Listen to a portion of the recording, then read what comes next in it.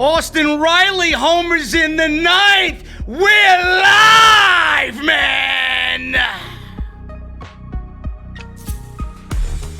Ha ha! Braves take a 3-1 lead over the best team in the National League. Will they keep the score? That's a different story. Monday Night Raw, man, my God. Even with a draft, this show sucks. Oh my God. How can you have a draft and everything still feels the same on both Monday and Friday night? I don't really understand it. The simple logistics of it don't even make sense, Bruce. There's so much to go over tonight, man. My head's spinning right now. WWE staying in the ThunderDome till 2021. And all your draft coverage and analysis. The only place you need is Off the Script. This is your Monday Night Raw post show on the #1 podcast in the entire motherfucking IWC. This is Off the Script.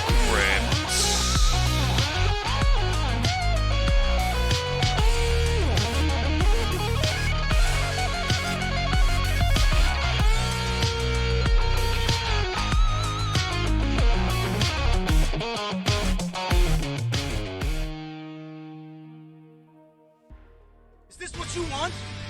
This fucking foliage? Is this what you want? Mr. Dips?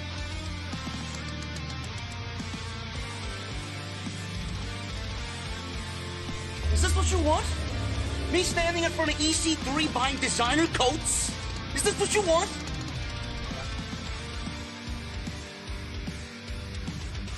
Me sitting in some hipster hotel in Williamsburg, Brooklyn, fluffing pillows? Is this what you want?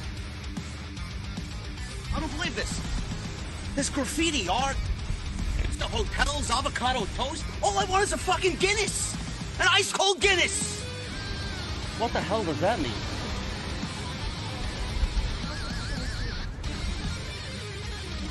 Oh, this is what you wanted. This is your Monday Night Raw review right here on Off the Script. What is going on, guys? Thank you so very much for joining me right here on Off the Scripts. This is your Monday Night Raw post show for 10/12/2020, October 12th, 2020, man. Let me quickly check. Braves are up 5-1 now.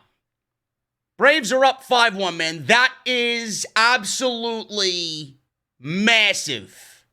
I didn't think they were even playing tonight, #1. I thought they were playing tomorrow. And now, with Game 1 tonight, they just take a 5-1 lead live at 11:22 p.m.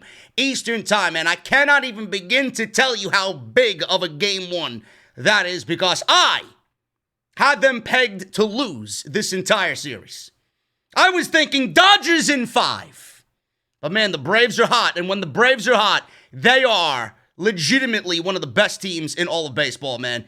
My goodness, this team right now is built for a World Series.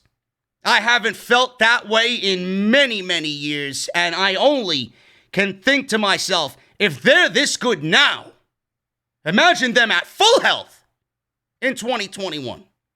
Unbelievable, man. So we're going to be monitoring that as the playoffs continue here during the post show. Thank you guys so very much for joining me, man. I know I had a lot of people waiting for me. You were waiting with bated breath to hear my thoughts and opinions on this draft. We got over 1,000 live viewers, 1,100 people in here already, man. My God, you guys are savage. And I thank you for making us undoubtedly the #1 show in the entire IWC tonight. Man, I gotta open this show with a cold open. A very brief and short cold open. I don't really understand WWE's logic. I don't really understand WWE's logic here. What did we accomplish with this draft? I'd love for somebody to reach out to me. I'd love somebody to fill me in. I might be missing something. I might be a little ignorant. I've been known to be a little stubborn and ignorant, man, especially in my old age. I'm just not grasping this at the moment. I'm not. Why do these shows feel the same? I don't really understand why these shows feel the same. Monday Night Raw, legitimately, even after the draft, feels like it hasn't changed at all. I feel like I'm watching a rerun of SmackDown on Monday Night Raw. Mandy Rose and Otis and fucking Miz TV, Lana and Natayla, Jeff Hardy and AJ Styles. I mean, what the fuck are we doing over here? What are we doing over here? SmackDown, I don't know what the fuck they got going on with SmackDown, but SmackDown has been the easiest show to digest on a normal week-to-week basis. Monday Night Raw is just insufferable. But I don't really understand what WWE's vision was with this draft.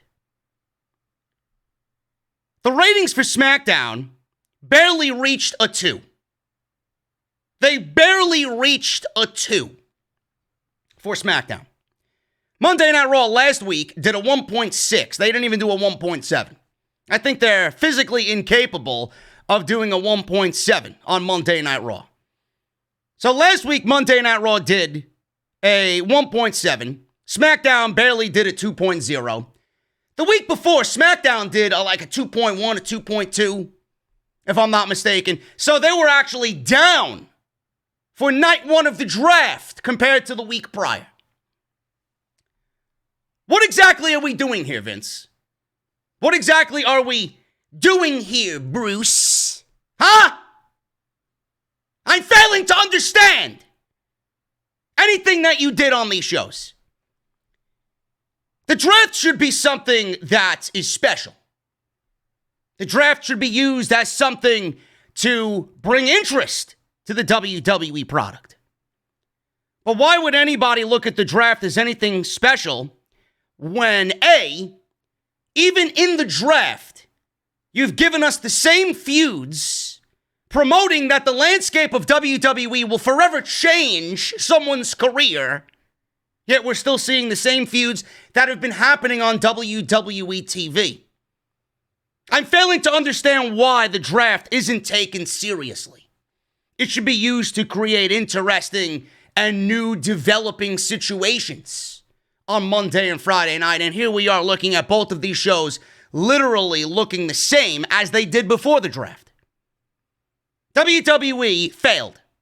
Again, as always, and I'm not surprised by that at all, and you should not be surprised by me saying that. WWE failed the draft. Because the way I look at it is they failed to capture any interest with the draft. And why would anybody watching this show be interested in the draft? I mean, look at what WWE has done on Friday and on Monday and then again on Friday. This coming Friday with SmackDown. You're giving away inter-promotional matches, brand-to-brand matches during the draft. You've done it all year long with the brand-to-brand invitational. How many champion versus champion matches have we had all year? How many times have WWE broken the rule of the brand split all year long? So I would love someone in WWE, primarily Bruce, because I'm going to fucking blame him for everything because his name is at the top of the fucking list that I want gone. So please tell me why you expect anybody to have any interest in the draft when they can watch any one of these shows on Monday and Friday night and look at you not taking the brand split seriously, but then you want to have a fucking draft. And then on the draft nights, you make everything seem like it doesn't even matter. It doesn't matter who goes to what show. So why exactly is anybody going to fucking care about where anybody ends up on the draft when they can tune into SmackDown and see somebody from Monday Night Raw break the fucking rules? Because WWE wrote them and they don't give a shit about breaking them. The draft means nothing. The draft itself should be the selling point. And WWE failed to even make that an interesting aspect of their television. And even when they did the draft the year prior, and then in 2016, they didn't even make it feel like it was special. They did nothing with this draft out of the ordinary. It was the same shit as they did last year. Nothing changed. Nothing changed. And then on top of everything I just said, we are literally 1 month away from the fucking Survivor Series, where WWE does interpromotional brand warfare the first time all year, the only time all year that Monday Night Raw and SmackDown go head to head. Give me a fucking break, Vince. Give me a break.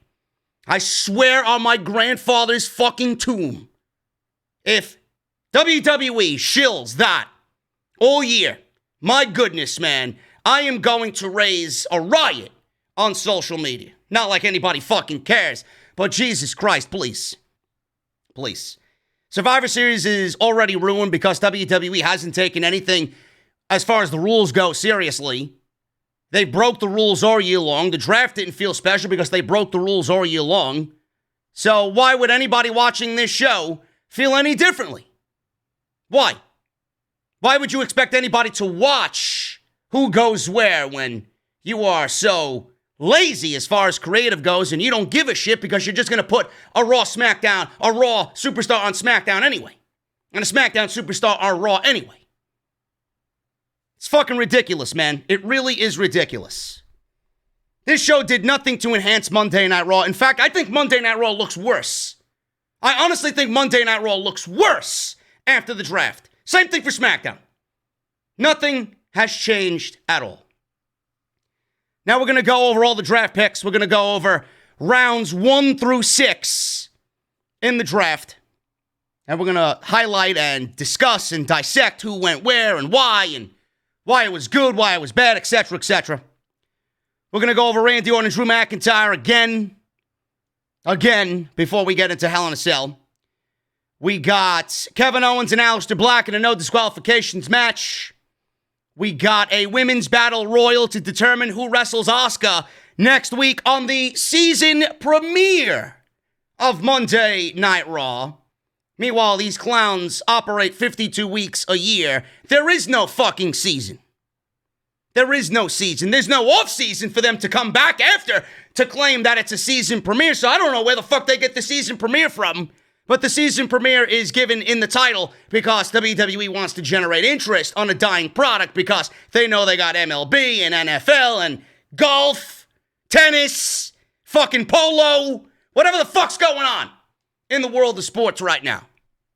They know they are a dying product, so they need anything and everything to shill their product and generate interest.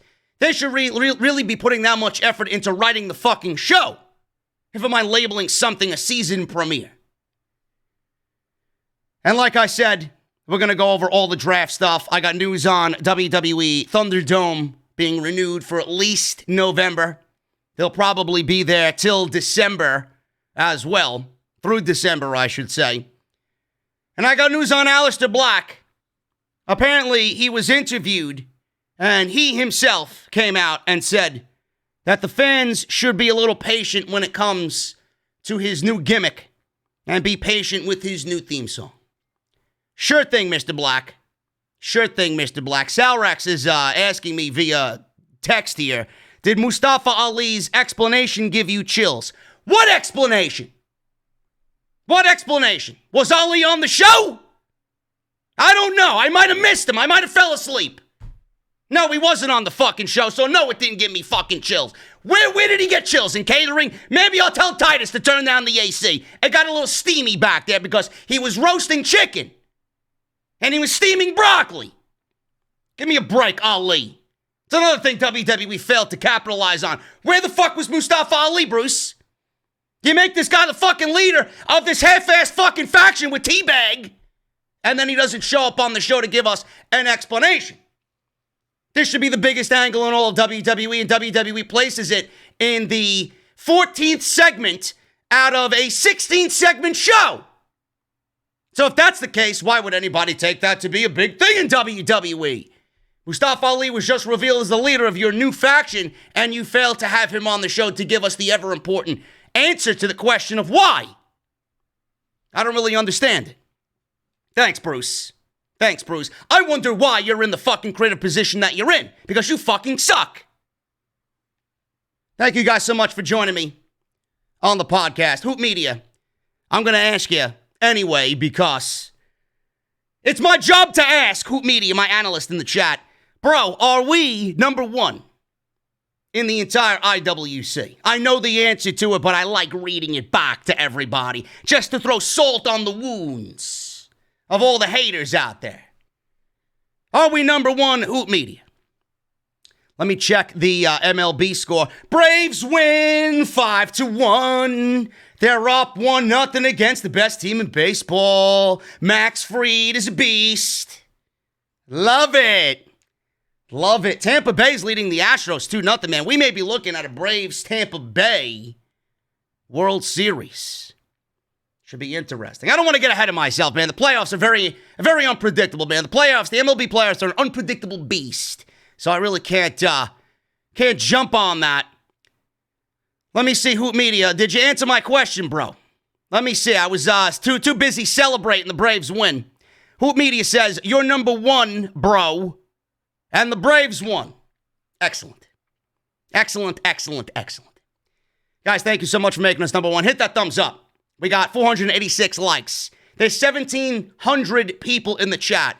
I know for a fact there are a few geeks in here that did not hit the thumbs up. So please, I urge you to hit the thumbs up. It helps out the podcast. It helps out the channel. So make sure you guys do that as well. We are 9 away from 119,000 subscribers.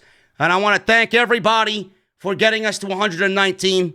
Thank you so very much for all your love and support. I greatly appreciate you guys being here and supporting this show every single week and what I do every single week.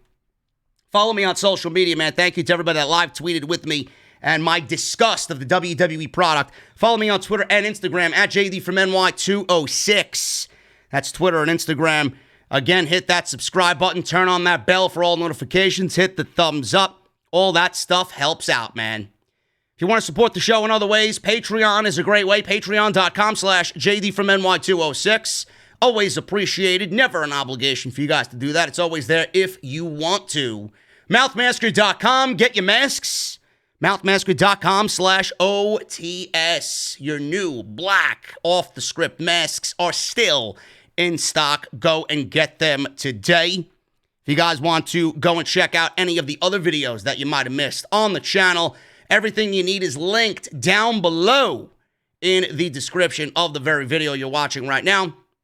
We went live last night at 5 p.m. with Off the Script, episode 346, a very special draft coverage, giving you guys the latest news going into Monday Night Raw with the WWE 2020 Draft. So go and check that out. 2 hours of audio and video right there for you with episode 346. So if you missed that and were wondering where that was, we were live last night on YouTube. So go and check that out. And get your t-shirts, man. Bonfire.com.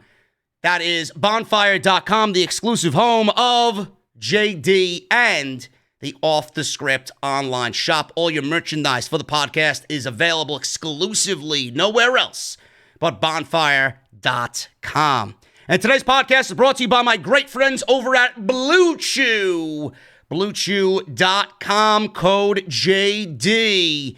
Go and get yourself a free sample of Blue Chew on me, man. So you guys can do what you need to do at home when Monday Night Raw sucks like it did tonight and the draft let you down. Please don't let your wife or your girlfriend down at home, man. I know these types of shows leave you a little disappointed and a little unmotivated. Blue Chew will get you right back to feeling like you did when you watched Raw during the Attitude Era.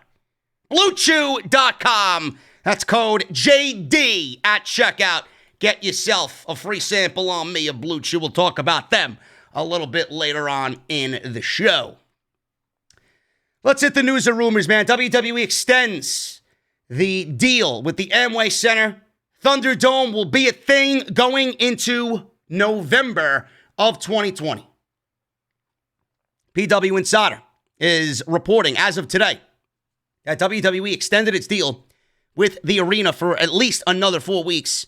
Now, of course, the original deal between the two sides was set to expire on October 31st. WWE is definitely looking at going and doing live shows up and down the state of Florida, which right now is completely reopened. They are in the final phase of their reopening. No mask restrictions, everything and anything at full capacity. They are ready to go. There's still no word yet regarding what WWE plans to do in December, but just like this extension, they could go that route once again, or if they want, and if they find plans are in place to go live, they may be going live up and down the state of Florida. But I think it's probably best if they just ride out the rest of the year inside the ThunderDome and then attack going live in 2021. Now, it was previously reported that WWE had decided to put a small team together to look into the possibility of running outdoor shows once their deal with the Amway Center expires. Then it was reported by Inside the Ropes that the company had told its wrestlers that there are tentative plans in place to start traveling once again. Vince McMahon had wanted to resume touring with fans dating back to July. However, those plans continue to get delayed. When the COVID-19 pandemic started, WWE used the Performance Center, as you guys know, for months. That was changed to the Capitol Wrestling Center now and is the new home of NXT. Once plans to try to find a venue to host SummerSlam outdoors got nixed, it caused WWE to create the ThunderDome for the remainder of the year. Listen, there's nothing really more to add here. This is the best route for WWE to go. Just ride out the rest of the year. Continue planning on where you want to go, if it's possible, where you can go. Map out a strategy on what venues you want to visit.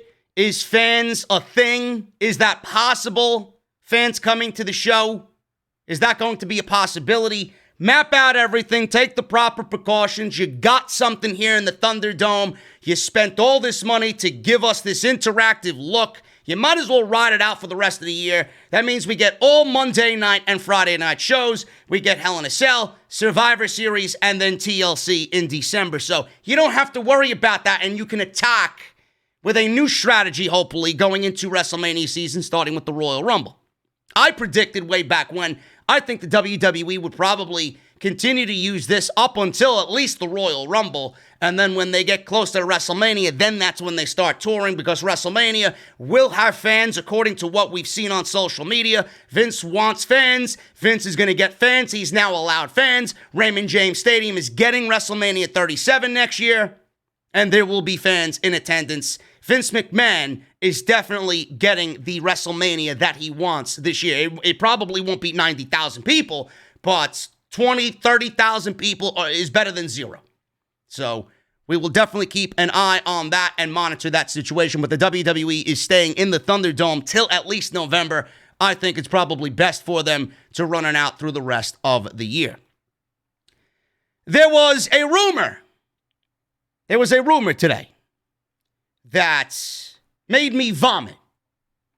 There was a rumor today that made my stomach sink. It was terrible. It was terrible. I felt ill all day. And then I seen the Women's Battle Royal close the show, and I'm like, oh my God. It's either going to be one of two things. One, Charlotte Flair is going to come back, and she's going to unleash her new battery power on everybody. Or it's going to be the return of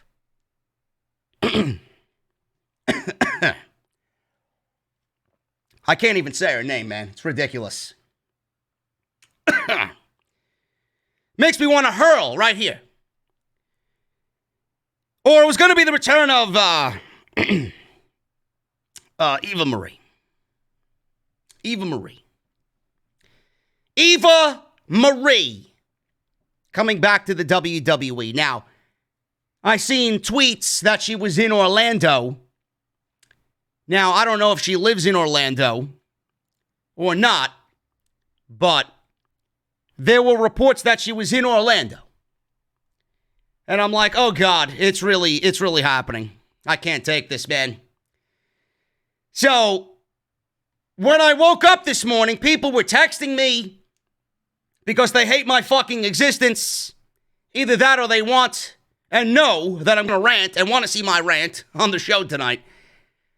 But Eva Marie was rumored to be back in the WWE tonight. Thank God that did not happen. She departed WWE in 2017. She used to call herself All Red Everything. All Red Everything, man. Yeah, right. Might be making a return sooner rather than later, according to new reports. Eva Marie has hinted about a return to WWE, saying that there is unfinished business in the company. Honey, your business was finished with me ever since you fucking stepped foot in the ring. So I don't know what the fuck you're talking about as far as unfinished business goes, but my God, unfinished business. What exactly is that? How to kill the remainder of the women's division on Monday night? Because that's exactly where she's going. I mean, she's got red hair. They call her All Red Everything. It makes no fucking sense for her to show up on SmackDown. We already have somebody with blue hair, and it's not the old lady, Sasha Banks. That show is for her exclusively. She'll probably end up on Monday Night Raw. Now, this report came from Cultaholic. I don't know why they're reporting anything. I don't know what fucking sources Cultaholic has. But that's where the news came from. So please take it with a grain of salt. A very, very small pinch of salt. Eva Marie, according to Cultaholic, is set for a return to the WWE. It is reported that her second debut may be imminent. Now, the WWE Draft was obviously in its second night on Monday Night Raw. They wrapped up things tonight. We didn't see Eva Marie. I also heard Melina's name being thrown around. We see neither of them on the show. And I'm very grateful for that. Eva Marie isn't the only female on her way back. Like I mentioned, Melina's name started coming up in creative meetings as of a few weeks ago. Now, there's really nothing to rant on here. There really isn't anything to rant on here because she didn't make an appearance on the show tonight. So I would just be wasting my vocal cords ranting about something that did not happen on the show. We don't know if she's coming back or not. I mean, who the fuck is Cultaholic? They're a bunch of nobodies. They're a bunch of geeks. So if it is true or not true, who gives a shit right now? It didn't happen.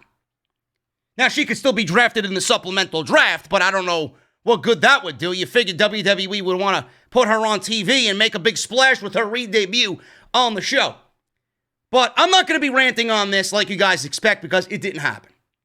But all I will say, very calmly, is this. WWE has this women's evolution. This revolution happening in the women's division. Where that is right now, outside of Sasha Banks, Bayley, and Asuka, I don't fucking know. It doesn't seem like an evolution of anything. It seems like an evolution of Sasha Banks, Bayley, and Asuka, but it doesn't seem like an evolution of women's wrestling. Women's wrestling would be considered the entire division, not just three women individually. And then you can add Charlotte Flair. When she comes back, she could fucking android herself back into the fold. They'll probably just gift her the fucking championship like they gifted the Street Profits and the New Day tag team championships tonight. Because that's exactly what they want to do. But having Eva Marie back, and even Melina didn't do anything good in WWE. She was terrible. She didn't really do much of anything of note in NWA either. So what exactly are you bringing back? You're bringing back a name from the past that did absolutely nothing to enhance any type of division whatsoever. And then you're going to bring Eva Marie back, possibly one of the worst wrestlers on the face of this planet that we live on. How exactly is that an evolution of women's wrestling? A move to bring Eva Marie back would be 16 steps backwards in the WWE evolution of women's wrestling. What exactly is she going to do? Is she going to valet? Is she going to commentate? Is she going to be a backstage interviewer?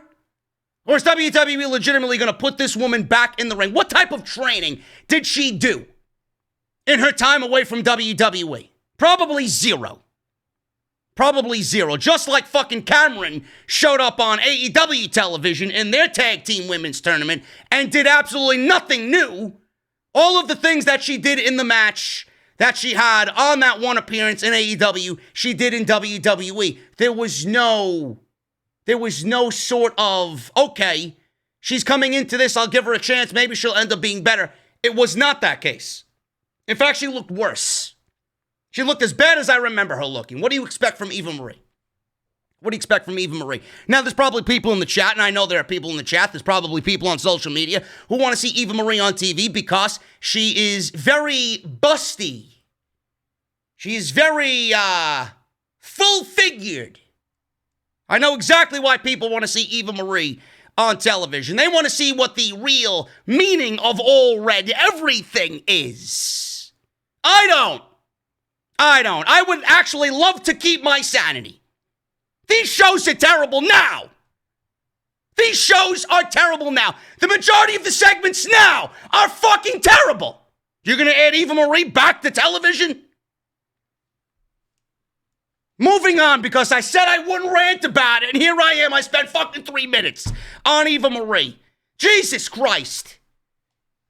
Get the fuck, or you're not even on my television yet.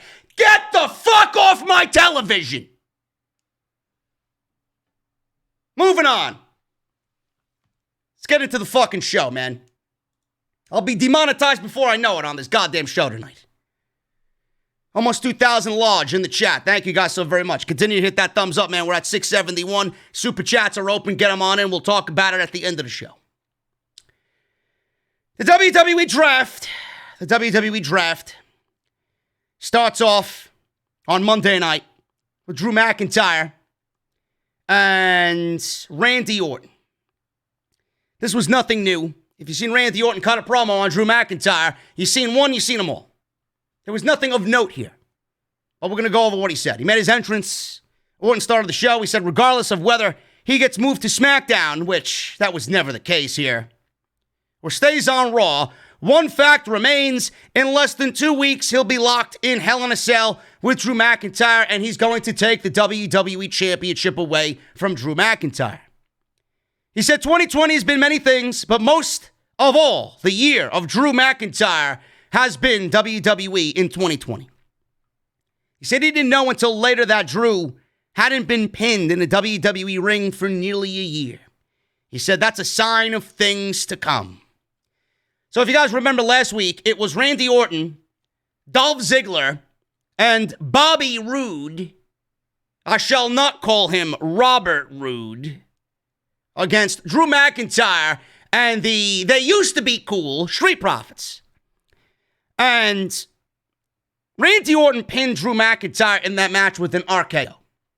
Now, Drew McIntyre hasn't been pinned in what Randy Orton said was a full calendar year in WWE. And the only reason why Randy Orton and that match, well, first of all, let me backtrack. The only reason why that match was made to give us the situation between Drew McIntyre and Randy Orton. The only reason why Randy Orton pinned Drew McIntyre live on WWE TV last week with an RKO was because Randy Orton coming into this match was a fucking loser. Randy Orton was coming into this match not deserving of a WWE Championship opportunity because he's lost time and time and time again. He lost to Drew McIntyre, rather. Randy Orton did at SummerSlam. He lost to Keith Lee at the following pay-per-view week later. He then lost again and again and again. So please tell me why I should sit here and look at Randy Orton as a number one contender for the WWE Championship. He even made the stipulation of the ambulance match between he and Drew McIntyre at the last pay-per-view. It was his idea. Drew McIntyre accepted. And Randy Orton fucked himself over because he knew exactly what he was getting into with an ambulance match. So he was a loser, and WWE needed this match and needed that RKO and needed that pinfall of Drew McIntyre to justify to all the idiots out there, hey, Randy Orton is now the number one contender for the WWE title. He deserves a shot. No, that's not how it works. That's not how it works. You can't lose twice to the WWE champion, both in the proper ways, in a match at SummerSlam and then a match at Clash of Champions. You can't lose twice and then accept a third match and get a third match for the WWE title. It doesn't work that way.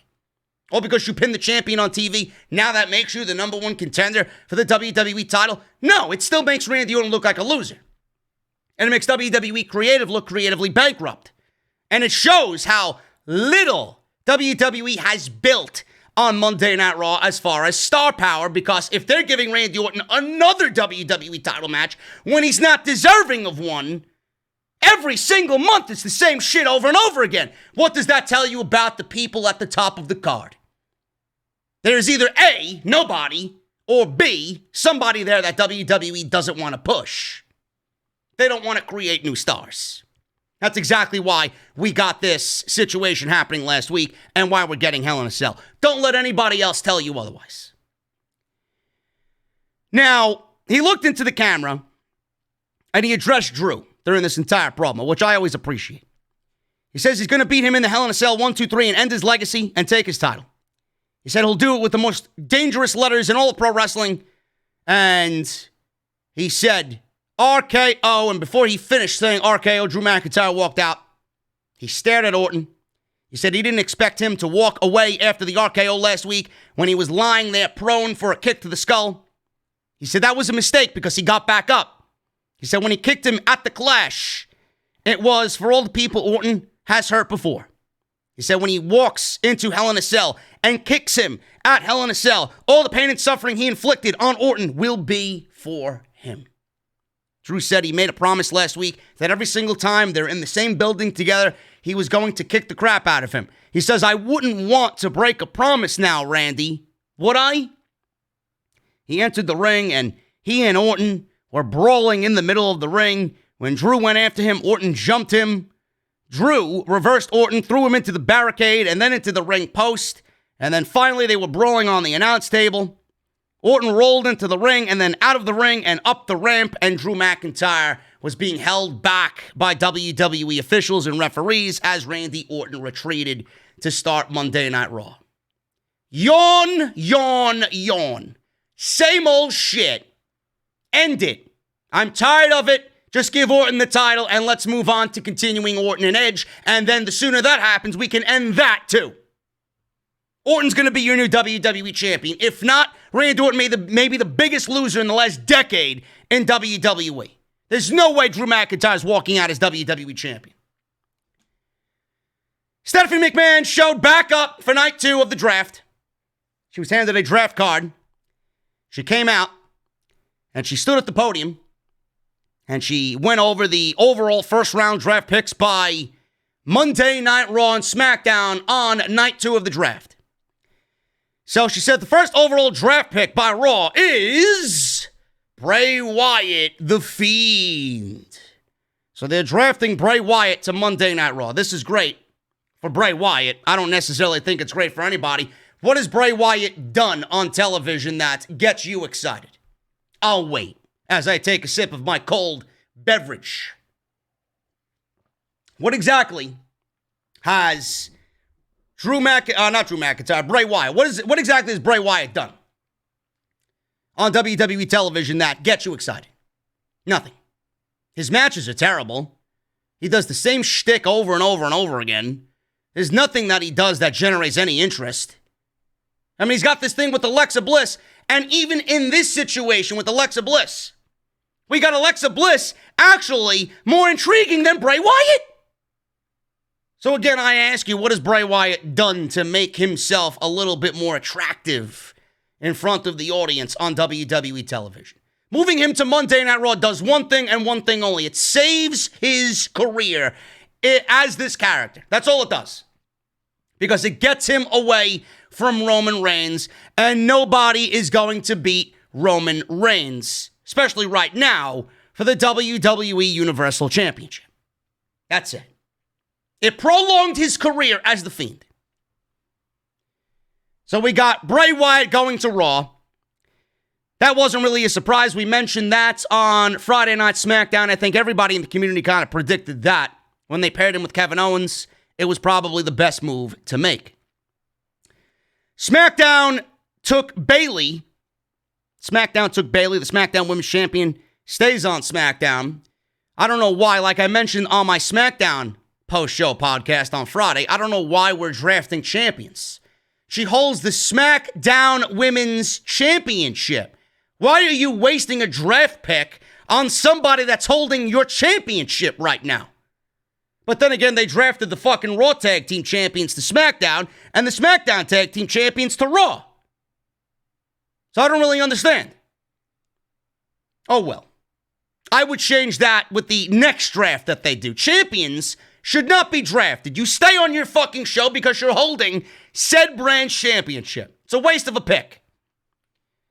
Monday Night Raw kept Randy Orton, which is to the surprise of nobody. He's getting a WWE Championship match. He's probably going to be the new WWE Champion. Why would they take him away and put him on SmackDown when he's feuding with Drew McIntyre on Monday Night Raw? Doesn't make sense. Another wasted pick here, and very predictable where Randy Orton was going to end up. SmackDown drafted the Street Profits. So the Raw Tag Team Champions went to SmackDown. I didn't really understand what they were doing here, and it made me a little bit more interested and excited in the possibility of merging the tag team divisions and unifying said tag team championships. Now, did we get that later on in the evening? Of course we didn't. Because WWE fucking sucks. But the Street Profits ended up on SmackDown as the Raw Tag Team Champions. And Charlotte Flair, she's not out of the factory yet. They're actually still working on her database, her upgrade. She's still in the factory, but she was drafted to Monday Night Raw. So Monday Night Raw keeps Charlotte Flair. Great. Great. I hope Asuka is ready to lose the Women's Championship when Charlotte makes her way back to television. So Raw got The Fiend, Randy Orton, and Charlotte Flair. Nothing of note. Nothing of note. There's no change there. Bray Wyatt's boring. Randy Orton is feuding with Drew McIntyre, and Charlotte Flair is channel-changing garbage. SmackDown got Bayley, who's probably the best, besides Sasha Banks, female on the entire roster right now with the body of work that she's doing. And the Street Profits end up on SmackDown. But who is in the division? I don't know. Do they have any tag teams to feud with? Probably not. By the way, Chad Gable was... wait a minute. Got breaking news here from Salrex. There was actually a round 7 of the draft. Now, I was going to say before I get on to this, Chad Gable was drafted to SmackDown, and the Lucha House Party. This is Lince Dorado and Gran Metalik. They're going to Monday Night Raw. So, by the looks of it, it looks like WWE simply flipped the SmackDown Tag Team Division, which was nothing, with the Raw Tag Team Division, which was nothing. They legitimately took all the teams that were on those shows and just flipped them. So I don't know how you constitute that as a draft, but that's exactly what they did. Chad Gable, he was a free agent. He ended up on SmackDown during the supplemental draft on the weekend. So that was that. Round 7. This is courtesy of Raw Talk. We got Lana staying on Monday Night Raw, table included. Natalya's going to SmackDown. Riddick Moss ends up on Monday Night Raw. The Riot Squad is going to SmackDown. And Arturo Ruas is staying on Monday Night Raw. Raw Underground was low-key canceled, by the way. We haven't seen it in like 3 weeks, so I don't get what these guys are doing on the show and what they're doing on the roster, but here we are. I want to make a mention here, man. I do believe, and someone correct me if I'm wrong in the chat, the nearly 2,000 of you here in the chat, Andrade has gone undrafted in the WWE Draft. Is this correct? Someone please find this out for me and let me know immediately. Andrade is a free agent. So we got Lana being drafted ahead of Andrade Cien Almas in the draft. If that doesn't tell you what WWE thinks of Andrade, I don't know what to fucking tell you, bro. Open your goddamn eyes. Andrade is a loser on WWE TV. Yes, people in the chat saying he is undrafted. Unreal. So that is courtesy of Raw Talk. And that was round 7 of the WWE Draft. Aleister Black versus Kevin Owens. This was a no DQ match. This actually was not bad at all. This was the match that they should have had first, but they decided to put it in a Raw Underground setting. Aleister Black and Kevin Owens, which you'll find out, they ended up on the same show in the draft, as the draft took them both and landed them both on SmackDown. This was actually very good. This was probably one of Aleister's best performances all year. And this Kevin Owens match was much better than what we got with The Fiend on Friday night, here Monday with Aleister Black. So Black was in control. Black was fighting off a powerbomb. Owens stood on the barricade. Black grabbed him, threw him into the announce table, which looked very, very brutal. They went to commercial break. Black came back from commercial. He was still in control. He dropped KO on a chair and then brought more chairs into the ring. Black went for a knee strike on KO. Owens blocked it with a chair and then DDT'd Black on said steel chair. Black kicked out at it too. Both were selling the effects of the no DQ match. Owens set up for a superplex. Black countered and drove KO onto 2 chairs, set up next to each other. And it was a situation that was definitely one of the highlights of Monday Night Raw. One of the best moves I've seen all year on Monday Night Raw. Black counted and drove KO, not onto 2 chairs. I'm sorry, it was 4 chairs.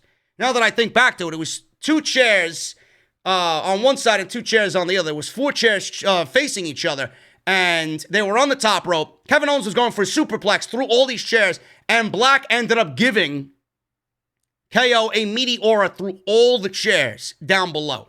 This was great. What a visual that was. It was definitely a holy shit moment by Aleister Black. Really, really good stuff there. Kevin Owens kicked out of that. How the fuck he kicked out, I don't know. So Black grabbed the table at ringside that was set up earlier in the match. He slid it into the ring and set it up. Owens reversed at ringside, avoided a back kick. I think he went for the Black Mass, did Black. He hit the ring post instead of hitting KO. Kevin Owens then rolled him into the ring. He powerbombed Black through the table that was set up in the ring for a 1-2-3, and Kevin Owens wins the no DQ match. It wasn't an Aleister Black, Adam Cole classic that we seen at TakeOver Philadelphia a couple of years back, but this was good for a TV match on Monday Night Raw. Probably the best showing that Aleister Black had all year, and Kevin Owens wins in 12 minutes. Aleister Black did not get a ring entrance. Aleister Black did not get a ring entrance, man. He got a jobber's entrance. I don't understand why WWE has taken away what was one of the best entrances in WWE. I know Aleister Black is going to do and say what needs to be said because he's a contracted employee to Vince McMahon, but it's got to be fucking killing this guy that there was talk of him being the next Undertaker coming out of NXT. Everything about him was picture perfect coming out of NXT, and they legitimately stripped everything from Aleister Black to make him feel like everybody else on Monday Night Raw. Absolutely nothing special about Aleister Black anymore, and it pains my fucking insides to say that. The guy didn't even get an entrance. They changed his theme music. He had one of the best themes in all of WWE. He had one of the best entrances in WWE. He had one of the best looks in WWE. Why did they take all of that away from him? This is Vince McMahon's version of Aleister Black. I know that somebody in the back is probably laughing at how they ruined Aleister Black. Somebody in the back does not like Aleister Black, and they convinced him that this was the best direction for him to go. What exactly can he say to people like that as far as, no, I don't think this is good? What is he going to say, no? They ruined Aleister Black. The guy is dead. He's buried. And he was drafted in the 6th round. Dana Brooke and Lacey Evans were drafted above Aleister Black. If that doesn't tell you what WWE thinks of him, open your fucking eyes. That's insult to injury after what they've done to him and his character. I got news on Aleister Black. he actually talked about his new character, and he teases fans have only seen a limited version of his new character. Now, he says, and I quote, he was interviewed and says this, and I quote, this is with Sportskeeda, by the way. I love it because it goes hand in hand with the new change. The thing is, like, you've only heard it once, meaning the theme song. And you've not heard it in a complete setting. You've heard a rough version without the bells and whistles, and the bells and whistles are very much coming. I guess he's talking about his new gimmick and his theme song all in one. He continued to say, and I quote, what you saw from me was about 20% of what it's supposed to be in terms of what we're planning on doing. So please give it more time, end quote. Now, I'm all about giving things time. Mr. Black. Okay? But I think after waiting 2 years for you to get called up from NXT to sit on the main roster, half of that time sitting in a fucking broom closet sniffing ammonia. I don't know what the fuck you were doing in your free time. Maybe you were sweeping up and catering. Maybe you were mopping the floors after everybody got done in catering. I don't fucking know. Maybe you were ghost hunting in the dark. I don't know what the fuck you were doing. All I know is I've been waiting. We've been waiting for 2 years. Was it necessary to change your character when there was absolutely nothing wrong with it? Slayer's been making music for 25 years. You never seen them deviate away from what they did? Testament's been making music, and I'm talking about the music I'm listening to. Whether you know who these bands are or not, I don't give a fuck. Testament's been making the same music since I was fucking in diapers, okay? Did you see them fucking change? In fact, they actually got better with age. Exodus has been making music since 1983. I was 1 year old. Have you seen them deviate away from doing the Bay Area thrash thing? In fact, they're better now. They released one of their best albums fucking 12 years ago. So I would love for him to explain how, we need to wait. We need to wait. There was nothing wrong with it. If it's not broken, don't fix it. Now you're just like everybody else. You can join Keith Lee as fucking irrelevant on Monday Night Raw. Another NXT talent that WWE just wanted to kill just because they got to throw it in Triple H's face. Oh, well, what are you doing? You're not creating superstars. Look at him. He failed. Well, Vince, I had him all ready for you. You changed him. Just like limited Keith Lee, Aleister Black has gone black. Dead.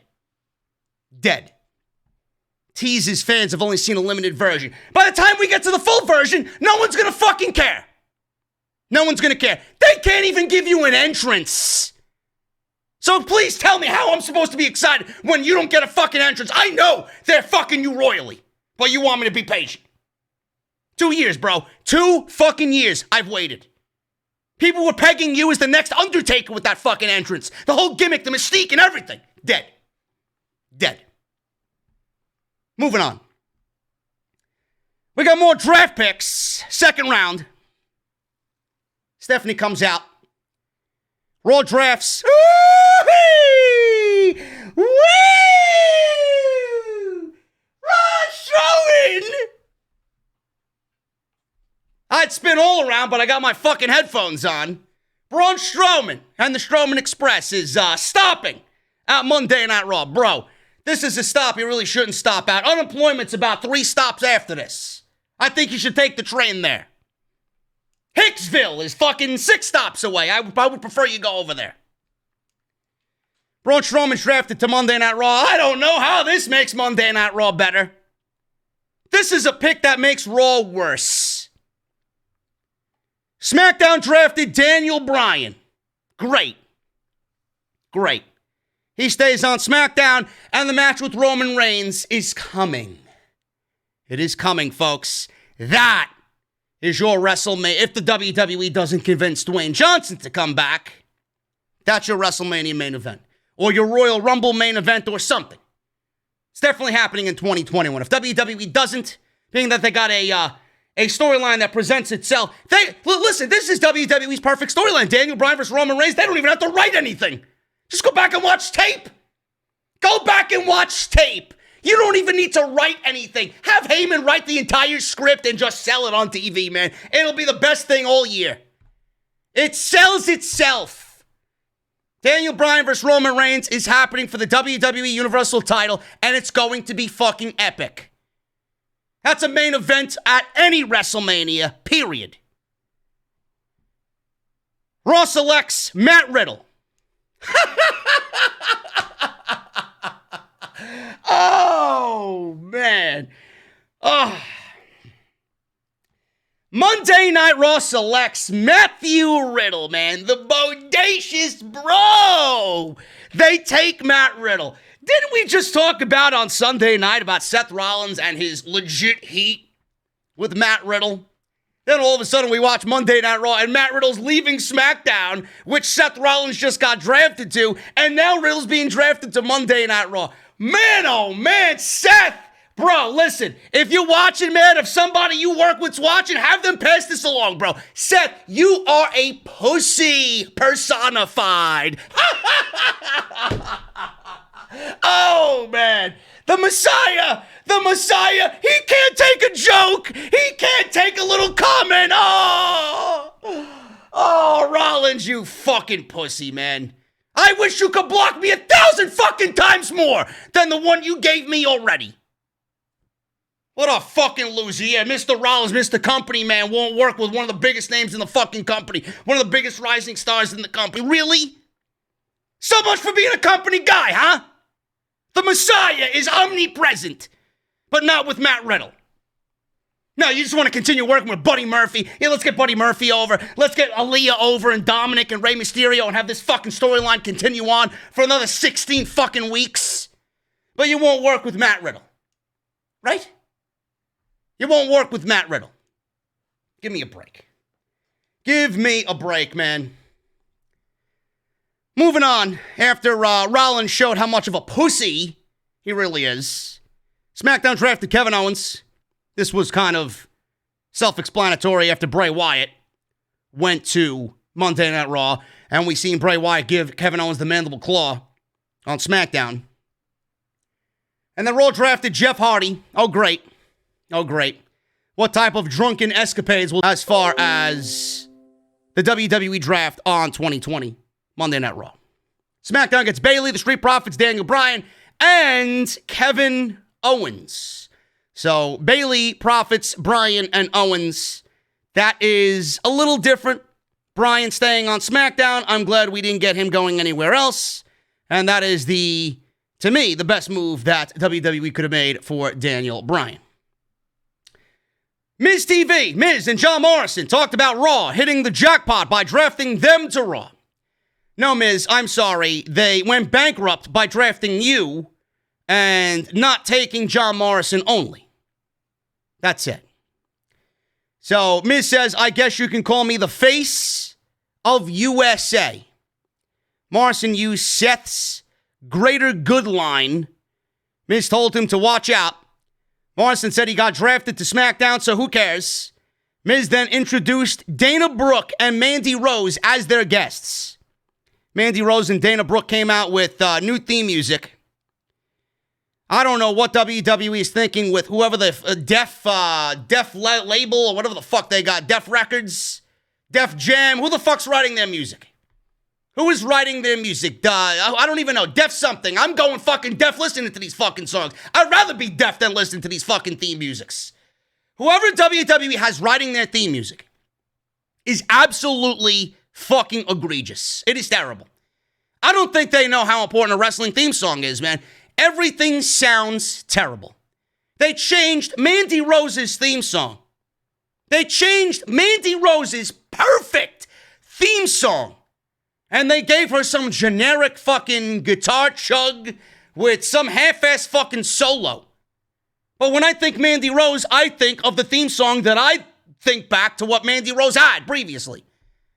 They are not doing any of these talents any justice whatsoever, and I don't really know what the deal is.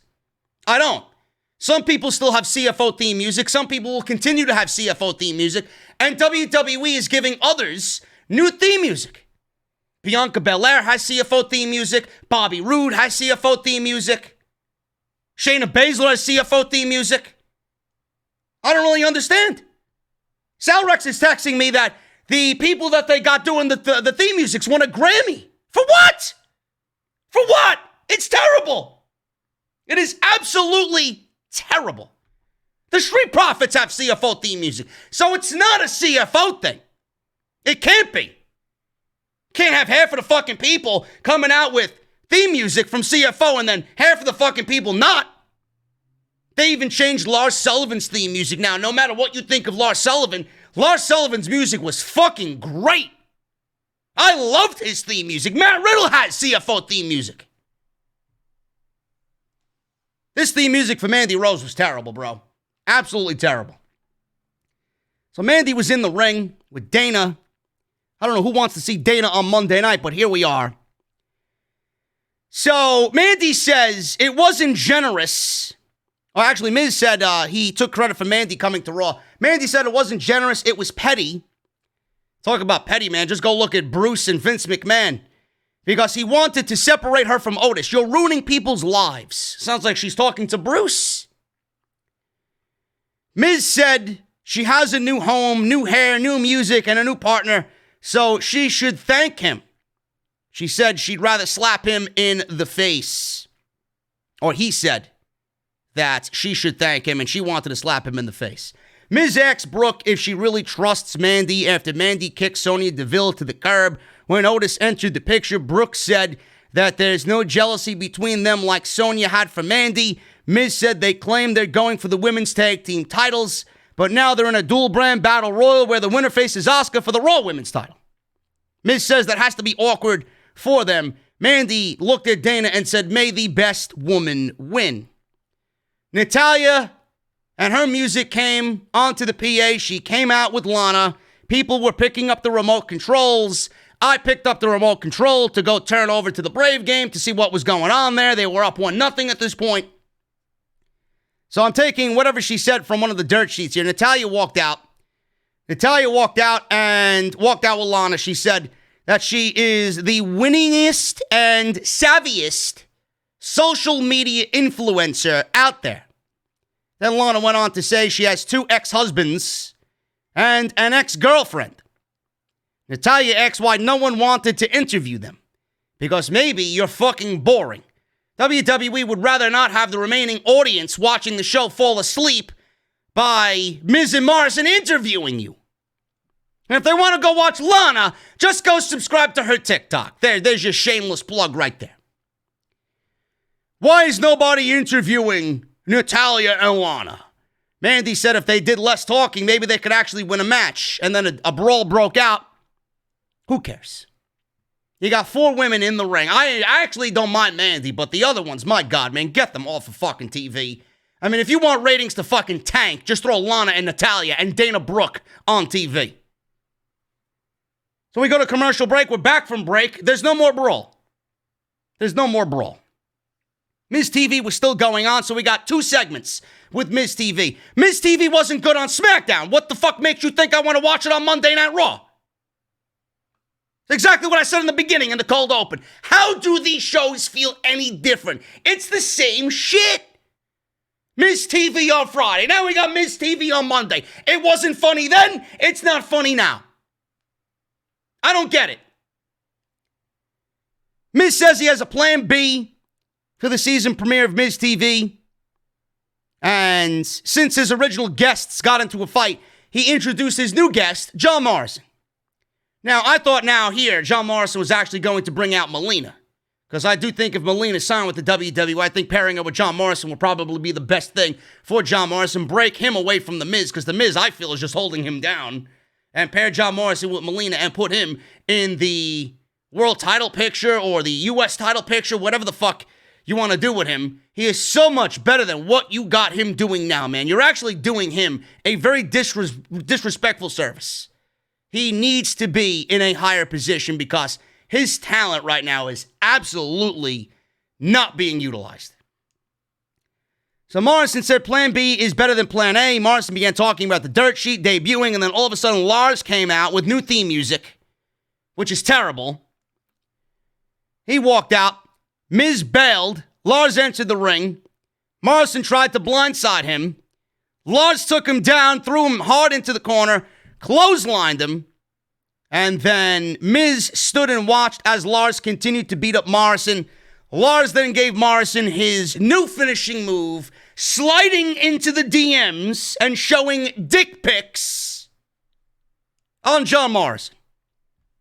That was pretty much it. So Lars came out. He gave John Morrison the sliding into the DMs, and Miz was watching as his buddy was getting beat up. Lars Sullivan was booked in a match on Friday night against Jeff Hardy. So now you got Lars Sullivan on Monday, you got Lars Sullivan on Friday. For everybody that doesn't want Lars Sullivan on TV, WWE is giving you double doses of Lars Sullivan.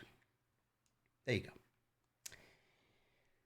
Backstage, Adam Pearce. Oh, my God. Oh. Here we go. Here we go, folks. Adam Pearce is backstage. You know what?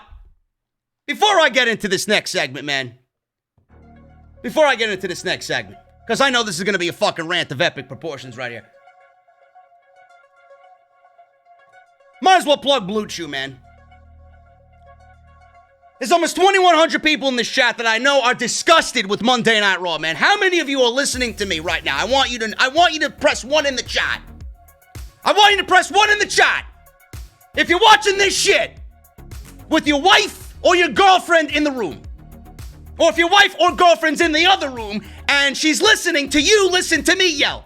1 in the chat right now. I know there's a lot of 1s in this chat before I see the 1s come filtering in the chat. There you go. See, look. I know it. I know every single one of you were disappointed with Monday Night Raw, man. Monday Night Raw leaves you completely unmotivated. That's why we got Blue Chew sponsoring the podcast tonight. BlueChew.com is here to save the day, man. So when you finish watching me, you can pop a Blue Chew and go give your girlfriend or your wife the greater good, man. You can be the fiend in the bedroom. Now I got something for you guys to increase your performance and get that extra confidence in bed. BlueChew.com, man. Blue Chew brings you guys the first chewable with the same ingredients as Viagra and Cialis. Blue Chew is made in the USA. It's prescribed online by licensed physicians, so you don't have to go to the doctor or wait in line. It's cheaper than a pharmacy, and they prepare and ship right to your door in a very discreet package. No more awkwardness, and you don't need to leave the house. You can take them anytime, day or night, even on a full stomach. So when you guys do pop a Blue Chew, you can be ready whenever that opportunity arises. I want you guys to benefit from more confidence where it counts. Blue Chew is the fast and easy way to enhance your performance in the bedroom, man. Right now, I got a special deal for all of our listeners listening to the Monday Night Raw post show right here on Off the Script. Visit BlueChew.com and get your first shipment free. I don't bullshit here, man. Free. Free. Use our special promo code JD at checkout. All you guys have to do is pay the $5. Very cheap, man. That doesn't even buy me a large coffee at Starbucks. A large pumpkin spice latte at Starbucks. $5 shipping and handling. Again, that's BlueChew.com, promo code JD to try it for free. Blue Chew is the better, cheaper, faster choice, and I want to thank them for sponsoring the podcast right here on Off the Script, man. Awesome, awesome, awesome stuff. Go support them and go check them out, man. Blue Chew has been with me all year. They were with me all last year, and I love what they do, man. So thank you guys for supporting Blue Chew here on the show. Adam Pearce. Oh, man. Adam Pearce, bro. He's backstage. And WWE, as we all know, they took the New Day from SmackDown, drafted them to Raw with the SmackDown Tag Team Championships. Street Profits were on Monday Night Raw. So we had a situation with the Raw and SmackDown Tag Team Champions on the same show. WWE could have had an easy out. They could have given us a unification match of sorts. WWE could have given us a unification match tonight, next week, Hell in a Cell. Fuck, we could have even had it at Survivor Series. You could have made it a little interesting. WWE did not do that. WWE did not do that. What exactly did they do then? Adam Pearce has the New Day and the Street Profits backstage together. And he says, well, this is the plan, this is the idea that we got. Now, we got both tag team champions on the same show. We're going to come up with the solution, and the solution is you're just going to swap championships. So the Profits gave the Monday Night Raw Tag Team Championships to the New Day, and the New Day gave the SmackDown Tag Team Championships to the Street Profits.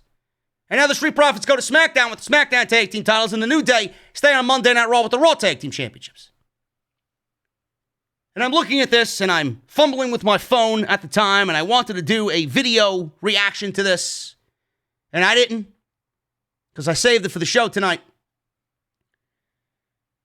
Xavier said this is, of course, the most logical situation, as if he knew it was complete bullshit as well. Now,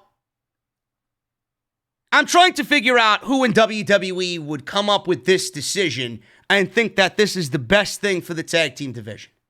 I really don't understand it. I really don't. And as we watch the show progress on Monday night, we learned that Bobby Roode and Dolph Ziggler got drafted. I was going to say traded. What difference does it make? Traded, drafted, fucking, whatever. Drafted over to SmackDown. So, the only tag teams, and I'm not kidding you folks, the only tag teams that are on Monday night right now, because the Viking Raiders are out for a very long time. The only tag teams that are on Monday Night Raw right now are the New Day, Miz and Morrison, and the Lucha House Party. So legitimately, all we have right now is 3 tag teams on Monday night. And they broke up Otis and Tucker. Tucker's on Monday night. Otis is on SmackDown. We got 3 tag teams on Monday Night Raw. The WWE have feuded the New Day with Miz and Morrison all year. All year. Through WrestleMania, after WrestleMania, it even became a situation where Big E was feuding with Miz and Morrison while Xavier and Kofi were out. 3 tag teams. 3 tag teams. The Street Profits now are on SmackDown. The only tag teams that are on SmackDown, from what I know, are Bobby Roode, Dolph Ziggler, and Shinsuke Nakamura and Cesaro. How long do you expect feuds to last between 3 tag teams? That gives you at least 2 months worth of programs, legitimately, logically. So you're operating with 3 tag teams on Friday and 3 tag teams on Monday. Now, from what I see, I only see the Monday Night Raw and SmackDown tag team divisions simply flop. We just traded all the teams over to the other show. I can't believe that this is the way that they thought this was the best way to go about it. That this is legitimately the most logical decision. They swapped tag team championships. So I want you guys to think about this. The Street Profits are now SmackDown tag team champions without actually winning a match. The New Day, they just won the SmackDown tag team titles, and now the New Day were gifted the Raw tag team titles, and you know WWE's going to do it. They're going to add another title reign on top of the New Day's overall record reigns. WWE legitimately devalued the tag team championships more than they've ever devalued anything before as far as tag team wrestling goes tonight. They simply swapped titles and made them look like they were exchanging fucking phone numbers at the club. Hey man, I got a business proposition for you. Here's my number. Call me sometime. Or if they were exchanging recipes in the fucking kitchen. There's no difference. I could go to my grandmother's house and give her my recipe for fucking cookies. It would be the same thing. I'd be handing a piece of paper over to my grandma. Hey, grandma, look, this is my cookie recipe. Follow it, you old hag. It's the same thing. It's the same thing. It's like me handing a piece of paper, a recipe over to my grandma to bake cookies, and that's exactly what was showcased tonight on Monday Night Raw. I don't believe what we seen. Bruce, I'm telling you right now. Vince, I'm telling you right now. Pierce, I'm telling you right now. Everybody involved, I'm telling you right now. You completely disrespected tag team wrestling. Now you wonder why the Bucks didn't come. Now you want to know why the Revival didn't stay. Right? Who is going to be left in this tag team division? You got 3 fucking teams on both shows.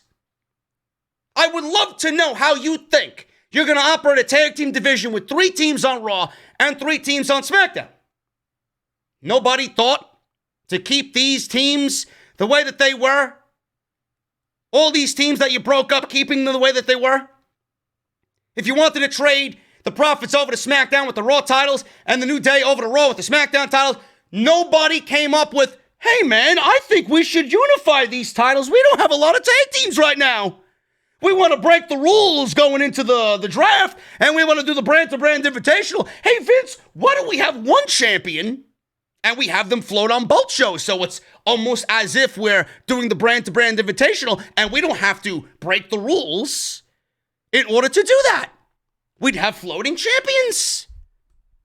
No, but WWE wants to exchange titles like they're exchanging fucking recipes. So now the New Day has an added title reign that they've never won. And the Street Profits are now, listen to this, the Street Profits are triple crown tag team champions in WWE without even winning a match.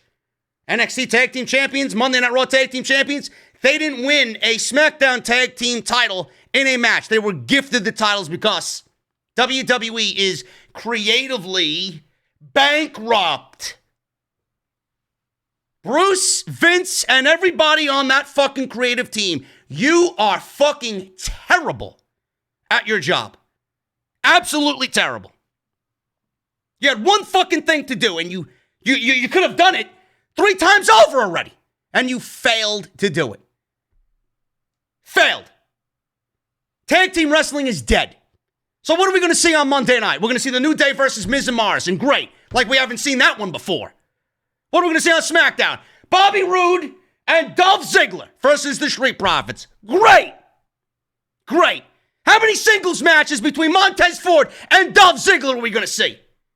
How many matches are we going to see with Bobby Roode versus Angelo Dawkins? Because there's no other fucking tag teams in the division for the teams to feud against. You're just going to put singles matches on TV and then feud them at the pay-per-view. Awful. Fucking awful. The 3rd round of the draft. Stephanie announced the New Day will defend their tag team titles against Bobby Roode and Dolph Ziggler. Oh, really?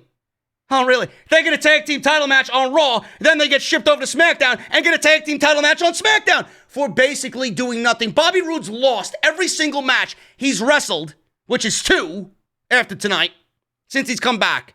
He's gotten 2 championship matches. Guy got a WWE title match. Guy gets a tag team title match. He's probably going to go up against the Street Profits with Ziggler on SmackDown. I've never seen the amount of tag team title opportunities, championship opportunities in WWE be given away for nothing. For being a loser. For being a loser. Moving on. So, she announced Raw chose in the 3rd round, Raw chose Retribution. Raw chose Retribution. Raw chose Retribution in the draft. You know, I'm still trying to find the logic in Retribution. Really. First of all, they never gave an explanation on TV as to why they were given contracts. Teabag had to come out on social media and explain himself to me and everybody else on social media about why WWE gave them contracts. Mustafa Ali didn't show face tonight to explain why he joined Retribution. I guess that's just going to go fucking flying underneath the radar as well as something that they don't explain. We're supposed to come up with it on our own. And WWE is now drafting 5 individuals to their show that have calculated attacks over and over and over again on Raw and on SmackDown, have calculated attacks, thrown Molotov cocktails, baseball bats, steel pipes, breaking the Performance Center, chainsaws. WWE not only gave them contracts, but are now willingly drafting them to Monday Night Raw. And still, no explanation has been given to the fan base. Great. Great. So when they show up on TV and we ask for a explanation and you don't get it, you'll know why. Because Bruce is absolutely out of ideas. He is flying by the seat of his fucking underwear right now. So Raw chose Retribution, led, they said, by Mustafa Ali. We got SmackDown drafting Lars Sullivan, which we talked about on Sunday's podcast. Lars Sullivan and Braun Strowman. Braun Strowman was drafted to Raw, and they're not going to have all these big men on Monday Night Raw. You got Keith Lee, you got Braun Strowman, and you got Bobby Lashley. 3 big guys there. SmackDown doesn't have that type of individual. Dabba-Kato as well. Dabba-Kato was drafted to Monday Night Raw. WWE has no big man on SmackDown. And I figured if that was going to be the case for Monday Night Raw, then Lars Sullivan ending up on SmackDown would probably be the best way to go. And that's exactly what they did with Lars Sullivan. So Raw drafted to keep Keith Lee. There's no surprise for me right there, because if Braun Strowman was being drafted to Monday Night Raw, then I was almost certain that they were keeping limited Keith Lee on Monday night to feud with Braun Strowman. Can you imagine that? Keith Lee being demoted to Monday Night Raw, and the best plan you got for Keith Lee is a feud with Braun Strowman? My God, man, if I was Keith Lee, I'd be fucking begging to go back to NXT. SmackDown kept Baron Corbin. Still waiting on a King of the Ring this year, WWE. Are you so lazy you can't book me a King of the Ring tournament? Maybe you could have waited after the draft. Are we going to get a King of the Ring? How long do you think Baron Corbin can operate as King Corbin? I think it's about time he puts that on the line in another tournament. That's good TV. And Raw drafted Alexa Bliss, which I'm not surprised by because Bray Wyatt ended up on Monday night, so why wouldn't they draft Alexa Bliss to continue the budding relationship between Bliss and The Fiend? So SmackDown ends up with Bayley, The Prophets, Daniel Bryan, Kevin Owens, Lars Sullivan, and Baron Corbin. Raw ends up with The Fiend, Randy Orton, Charlotte Flair, Braun Strowman, Matt Riddle, Jeff Hardy, Retribution, Keith Lee, and Alexa Bliss. Nothing looks any different at all right now with both of these shows. Exactly what's going to be in the thumbnail when you guys see it as it publishes on YouTube. The Pussy made his way to the ring. Rollins, that is. Rollins made his way to the ring. He said, Raw is losing a lot. Oh, really? What are they losing? The ratings? Absolutely. He said he's the greatest purveyor in the WWE, and most glaringly, you are losing the greatest leader in the history of Monday Night Raw. Wow, bro, you're putting your name in the hat of The Rock, The Undertaker, Shawn Michaels, Bret the Hitman Hart, Stone Cold Steve Austin. Sure, bro. Yeah, we're losing a great leader in Seth Rollins. Yeah, right. That is most certainly not the case, Mr. Rollins. Then he asks if there's anyone who could fill the void he is leaving behind. If you leave, I doubt anybody will notice. He said it saddens him to say no. He said it won't be Dominic, it won't be Ray, because they've also been drafted to SmackDown. Thanks for reminding me, clown. He said it's a sad moment for everyone at home. He was interrupted by Jeff Hardy. And then Hardy said that this is going to be an opportunity for him to be the new leader that Rollins seems to be misinterpreting. So Seth laughed at him. He said he appreciates his enthusiasm, but he's looking for a leader. I'm surprised Rollins didn't say, I'm looking for a leader, not a junkie. Or a junkie, like Sheamus says. That is most certainly not you. So get the hell out of my ring. Hardy said with Seth being drafted to SmackDown, it's more his ring than Seth's now. Seth said he should be more concerned with his match this Friday against Lars. And then all of a sudden, AJ Styles walks out. So Styles told Seth to keep walking past him because they were walking past each other on the ramp because it was never Monday Night Rollins. As AJ walked to the ring, Seth grabbed Styles and said, listen, you're not going to fill my shoes. Who the fuck you think you're talking to? So then Hardy dove onto both of them at ringside with a wrecking ball dropkick. Hardy said before Seth leaves through SmackDown, he wants to prove to him that Raw is in good hands. And then he challenged both AJ and Seth to a triple threat tag team match next. Now, I don't know what was going on with Jeff. Maybe he's seen 2 Rollinses out there. Maybe he's seen 2 AJs out there. Maybe he came out thinking that there was 2 Jeff Hardys out there. I don't know. But he said a triple threat tag team match. Now, I was on my phone looking at the fucking Brave score, which at this point it was 1-0 still. And I'm thinking to myself, did he just say triple threat tag team match? And then Jesse, my buddy Jesse, who I do AEW Dynamite with on Wednesdays on the post show, he texted me, he said, did AJ and Seth Rollins get challenged to a match by Jeff Hardy in a triple threat tag team match? And I'm like, I think so. I can't be the only one that fucking heard that. So clearly he botched his one line of the evening. But maybe Jeff didn't get the script until 7:45. I don't know. Maybe it was a triple threat match and somebody changed it without letting Jeff Hardy know. I don't know. So we got Jeff Hardy versus AJ Styles versus Seth Rollins. This one went 15 minutes. Not a bad match. I mean, I think it's physically impossible for AJ Styles to have a bad match with anybody. Seth Rollins and Jeff Hardy, add them to the mix. It's a recipe for a decent match, right? But I got a problem with this because it goes back to what I said in the beginning of the show. What is WWE doing here? They're pretty much giving you these brand-to-brand inter-promotional matches. Rollins is on SmackDown. Styles is on Raw. Hardy is on Raw. You're mixing both brands on the show for absolutely no reason. There's nothing on the line.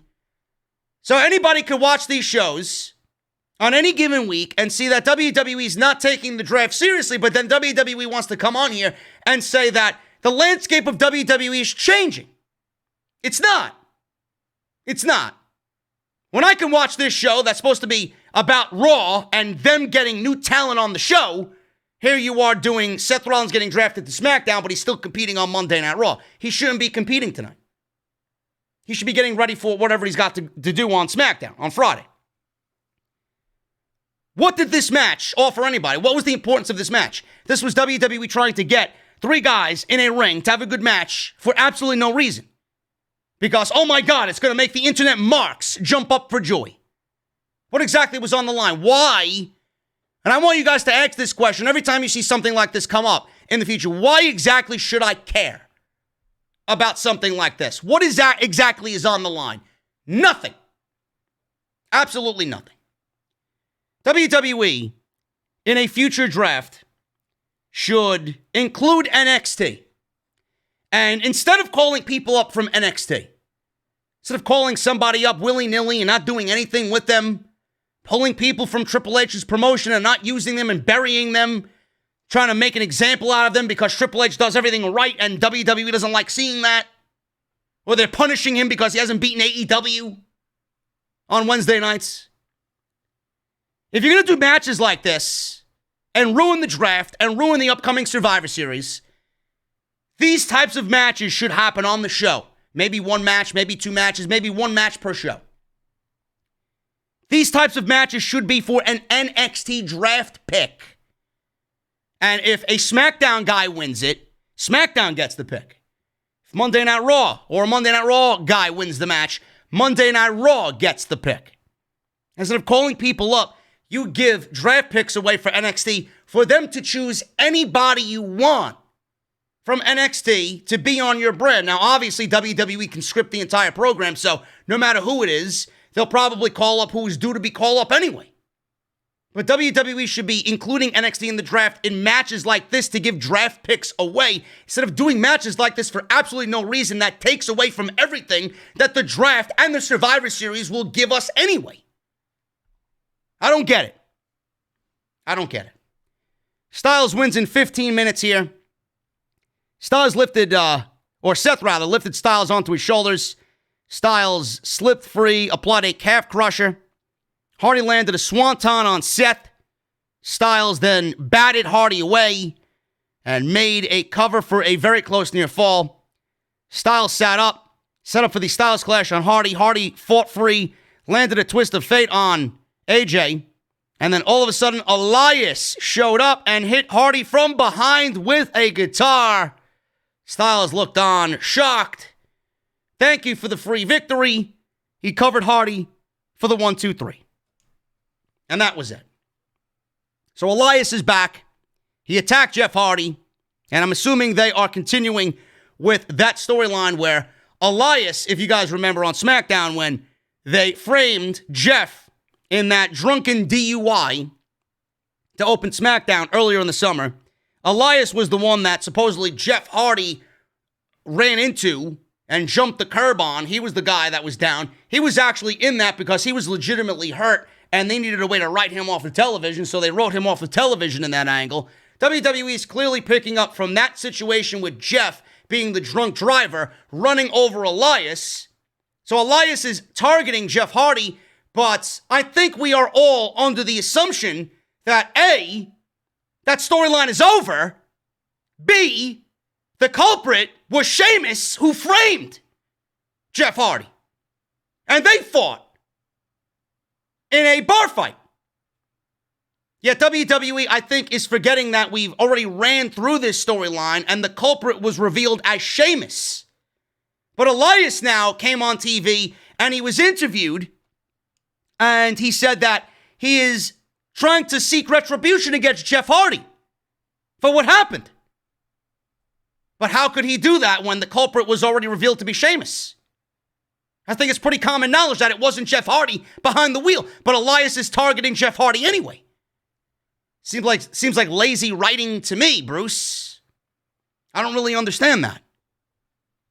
So I'm trying to find a logical situation here, but nothing is there. Nothing is presenting itself.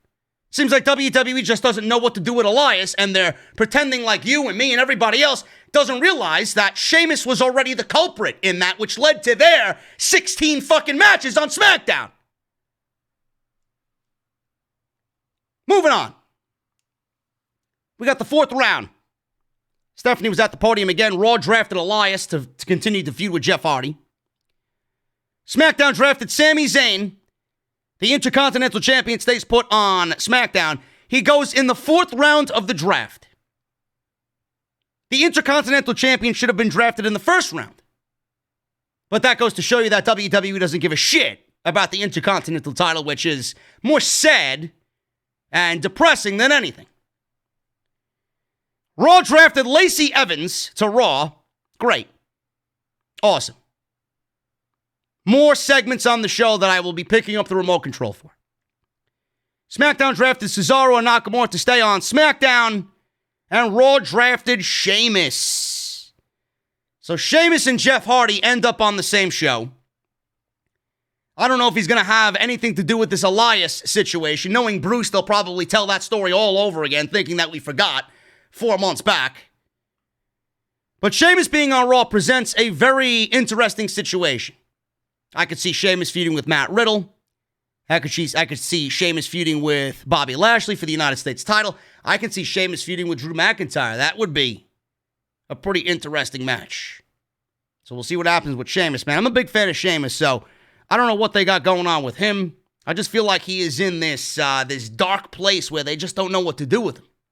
You know, he looks great. He looks to be in the best shape of his life. They just don't know what to do with him. So Raw at this point ends up with The Fiend, Randy Orton, Charlotte Flair, Braun Strowman, Matt Riddle, Jeff Hardy, Retribution, Limited, Keith Lee, Alexa Bliss, Elias, Lacey Evans, and Sheamus. I don't really see any difference here from what we've already been watching on Raw. Bayley, The Prophets, Bryan, Owens, Lars Sullivan, Corbin, Zayn, Shinsuke Nakamura, and Cesaro end up on SmackDown. Natalya and Lana versus Catering and Mandy Rose. Lana and Mandy win. Oh, no, not Lana and Mandy. Dana, who gives a fuck? They're all blonde. Dana and Mandy win in 6 minutes. I think I picked up the remote and I changed the channel to the Braves game, so there's no notes on this match, which I think you watching me don't really give a shit anyway. Who gives a fuck? Get them off of my TV, man.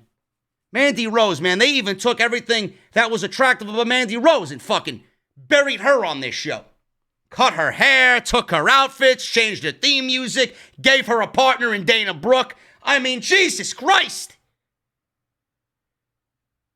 The Hurt Business was backstage. They were chatting with Ricochet. Ricochet walked up to them and said Apollo Crews might get drafted to SmackDown. And Cedric has already joined the Hurt Business, so he could end up on Raw alone. He wanted one more match against them, and if he wins, it's over. And they go their separate ways.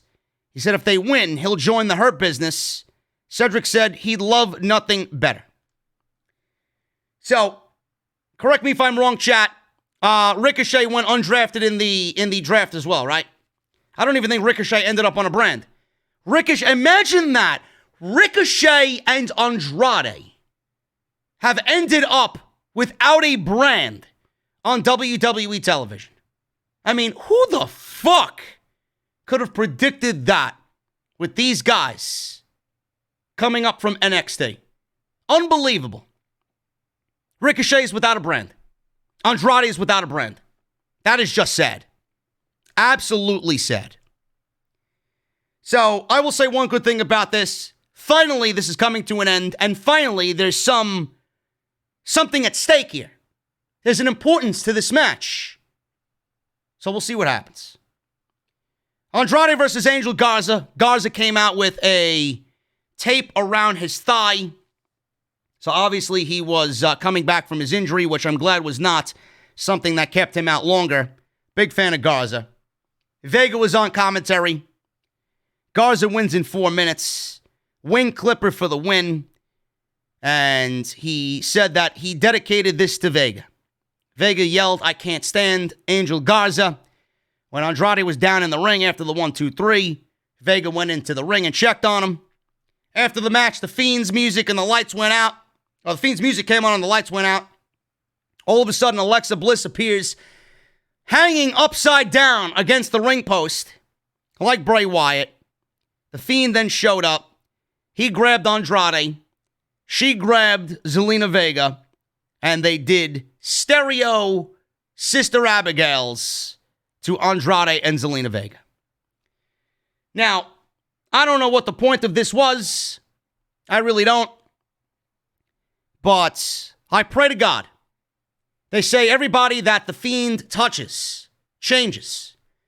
Do you guys remember Andrade in NXT before Zelina Vega joined up with him and made him into a NXT champion caliber superstar? Do you remember Andrade coming out? He looked like he was ready to pop out of a wedding cake. 1-800-STRIPOGRAM was Andrade. He looked like somebody that you could find in Chippendales. I hope to God that this is not a change for Andrade. And if he does change, I hope to God he doesn't go back to that. But this Alexa Bliss, Bray Wyatt storyline, I'm still intrigued. She's doing excellent work. I don't usually come on here and praise Alexa Bliss, but this is the best she's looked in WWE, bar none. So I want to see more of it, and I'm interested to see where it goes. So we got the 5th round here. Stephanie announced that Nikki Cross was drafted to Raw. SmackDown drafted Dolph Ziggler and Bobby Roode to SmackDown. So there's the Prophet's next opponents right there. Raw retained R-Truth and the 24/7 title. SmackDown drafted Apollo Crews. And Raw drafted Dabba-Kato from Raw Underground. which I'm assuming Raw Underground was low-key just killed off completely. So at this point, we're looking at Raw, Fiend, Orton, Charlotte, Strowman, Riddle, Hardy, Retribution, Lee, Bliss, Elias, Lacey Evans, Sheamus, Nikki Cross, R-Truth, and Dabba-Kato. SmackDown has Bayley, The Prophets, Bryan, Owens, Lars Sullivan, Baron Corbin, Sami Zayn, Shinsuke Nakamura, and Cesaro, Dolph Ziggler, and Bobby Roode. And that was it. That was it. So I'm not looking at anything vastly different with these shows, even now after 5 rounds of the draft. New Day versus Bobby Roode and Dolph Ziggler. This is probably the best match on the entire show. New Day win in 12 minutes to retain the Raw Tag Team titles. Kofi got the hot tag, and he went up against Dolph Ziggler, battling Ziggler and Roode 2-on-1. Xavier then entered the ring. He gave them, or I think he gave Roode the honor roll, that little flippy clothesline he does. Xavier gave Ziggler a DDT for a near fall. Xavier pressed Ziggler above his head. Ziggler slipped free and DDT'd him. So 2 DDTs in one segment there. DDT is something that used to be Jake the Snake's finishing move, finishing off guys left and right. And here we got 2 DDTs in less than 10 seconds and a kick out from 2 DDTs. So Jake somewhere must be very pleased. Kofi moved Xavier out of the path of a diving Ziggler. Xavier rolled up Roode for a quick 2. Roode came back with a quick spine buster. And Kofi delivered the midnight hour to Bobby Roode for the win, and the New Day retained the tag team titles. Really good stuff here, but I just don't care. I just don't care. Because the Raw Tag Team Division and the SmackDown Tag Team Division aren't fucking dead in the water. Elias was interviewed. He shilled his new single off his album, Payback. And actually, his new single off the album, Payback, is called Heading Jeff Hardy's Way. Now, I don't know if that's a legit song or if he's just using that title to tell the storyline here, because he's coming after Jeff Hardy. He said he isn't forgiving Hardy for hitting him with the car and knocking him out of action months ago. Charlie said it wasn't necessarily him. The culprit is still running free. Maybe Charlie Caruso doesn't watch SmackDown. I don't know. Elias said a car can't stop him. He said being the great musician he is, on October 26th, his new album, Universal Proof, will be available worldwide. I know what I will not be listening to on October 26th. He said next week they'll celebrate his return to Raw. Oh, great. Oh, great. Elias was great with the crowd. Elias without a crowd is a completely different story.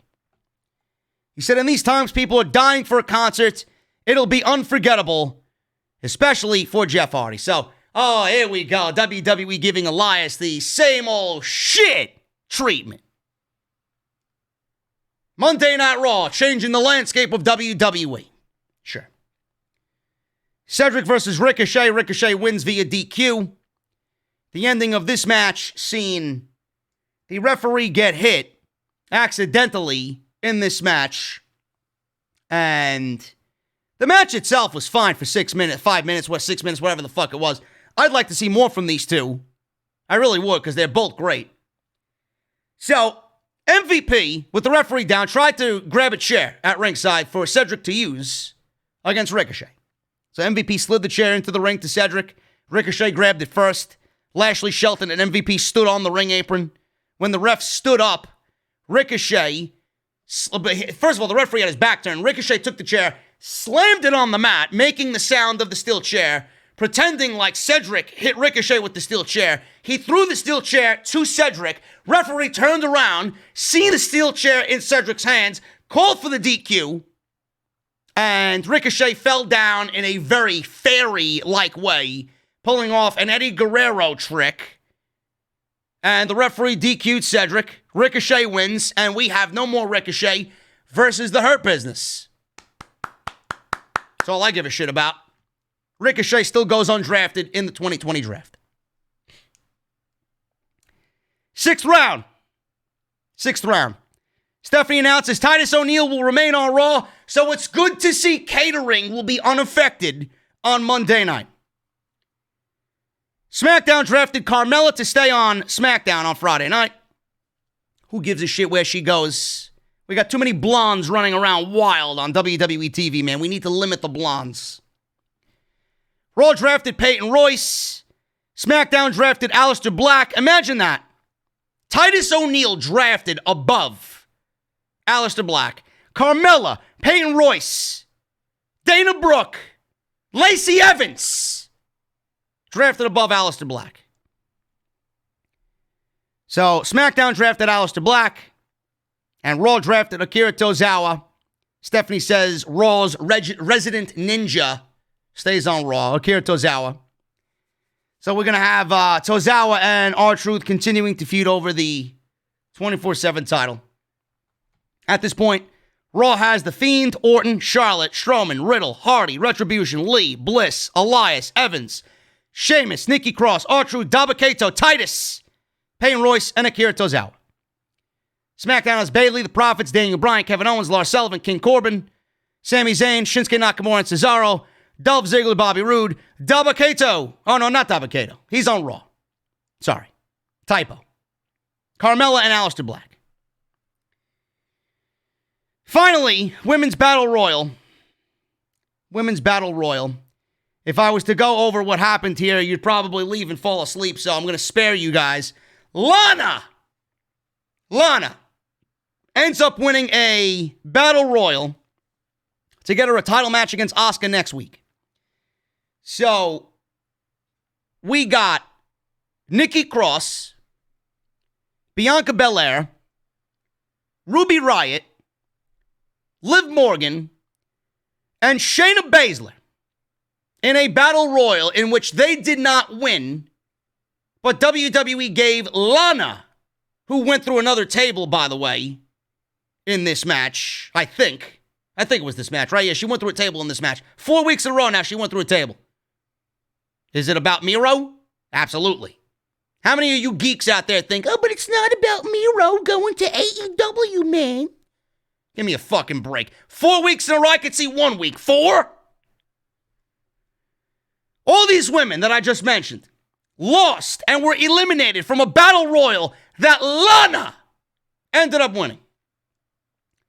So Lana was put through a table in this match. People forgot about her on the outside, just like everybody should, because she's fucking irrelevant. So it ended up being Lacey and Natalya. They were the final two in the ring. They were on the apron. Natalya hung from the middle rope. She pulled herself up. Lacey tried to head scissors Natalya to the floor. Natalya swung Lacey into the ring post. Lacey fell to the floor to be eliminated. Natalya was about to celebrate.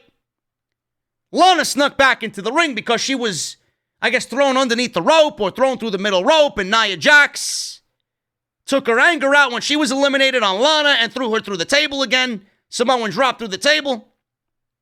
Lana sneaks back in, eliminates Natalya. Lana wins the match and wins the Battle Royal. Lana's the number one contender for the Raw Women's Championship. First of all, what a disrespectful slap in the face to Asuka that this is the level of opponent that you're giving her for the Raw Women's Championship. She just got done with Bayley and Sasha Banks, and now we go from that to Zelina Vega, Mickie James, and fucking Lana? Jesus Christ, Bruce. You might as well burn the fucking Raw Women's Championship at that point. Number two, I'm not even looking at this as Lana standing a chance, because this is just going to excite Vince McMahon. You know, I think he's getting bored with Lana going through tables every week. So what is he going to do to be petty? What can he do to be more petty? What can Bruce do to be more of a petty bitch on Monday night?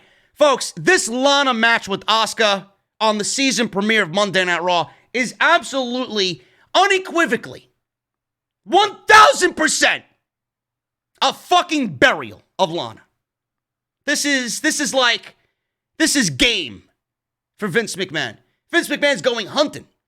He's bringing his fucking rifle. We're going to hunt rabbit. That's exactly what this is for Vince McMahon. Lana is going to get buried, man. We're not going to see Asuka next week. Vince McMahon's going to pull Asuka into his office, and he's going to tell Asuka, what did you used to do in Japan? What was your character's name in Japan? Kana?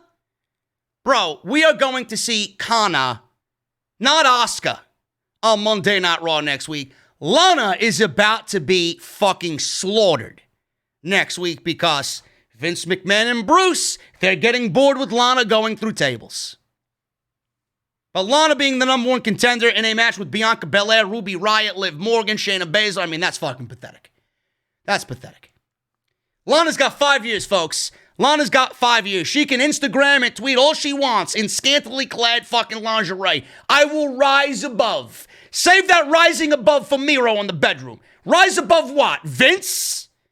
You are absolutely buried for the next 5 years under lock and key to Vince McMahon. Done. That was Monday Night Raw. This show is fucking egregious. Did I have anything positive to say about this show? Maybe once or twice tonight in this podcast. We're here for now an hour and 52 minutes. This show sucks. Who breaks it down like I do? Absolutely nobody. Give me the fucking pen. I'll write this show. Anyway, guys, we are looking at 991 likes. I know you guys can get this to 1,000. I don't know what you're waiting for, man. Let's get it to 1,000. I would appreciate it. We have come to the end of the actual review of the show, man. If you enjoyed it, please hit that thumbs up. If you want to subscribe, I am here every single week, every single day. Make sure you guys subscribe, and let's do this thing on YouTube, man. 119,000 strong. Thank you guys so very much for all your support, as always, on the podcast. We're going to read some super chats, and then I'm going to get out of here, and I'm going to go to sleep. I'm exhausted, man. Got some videos I want to make tomorrow. Maybe stream Season 2 of Fall Guys on Twitch as well. So if you guys have come from the review portion of the show is over. I will see you guys on Wednesday with Jesse as we talk about AEW Dynamite and their 1-year anniversary show. You guys are more than welcome to stay around and hang out with the Super Chats. Super Chats are open. You're going to head on out. Thank you guys so very much, man. Somebody in the chat says Ricochet was drafted to Raw. I thought he went undrafted. I thought Ricochet went undrafted. Wait a minute, Beast. Trivium is going live tomorrow? I gotta check. I gotta see what the fuck that means. I love Trivium, man. Trivium's got one of the best albums of the year. Anyway, let's read these super chats, man. Let's see. Who do we got here? Dylan with a Canadian $7 super chat. Hey, JD, it's Thanksgiving here in Canada, and one thing I'm thankful for is everything you do on here, man. Keep up the great work. Ricochet, he was drafted on Friday. I didn't know that. I thought he went undrafted. I'm sorry, I got Jesse in the chat. Daryl, what's up, brother? I did not know. I thought Ricochet went undrafted. I must have missed that one. Dylan, thank you so very much, man. I hope you and your family had a happy Thanksgiving here in the U.S. We celebrate Thanksgiving literally in a month. Gregory Benson, $9.99 super chat. The decision to trade tag team title belts back and forth was absolutely laziness at its best. Been saying all along myself, bro, no matter how much we complain, WWE will never listen to their fans. Bro, I think at this point they're fucking trolling me right now. Somebody's watching the show and they're trolling me, I know.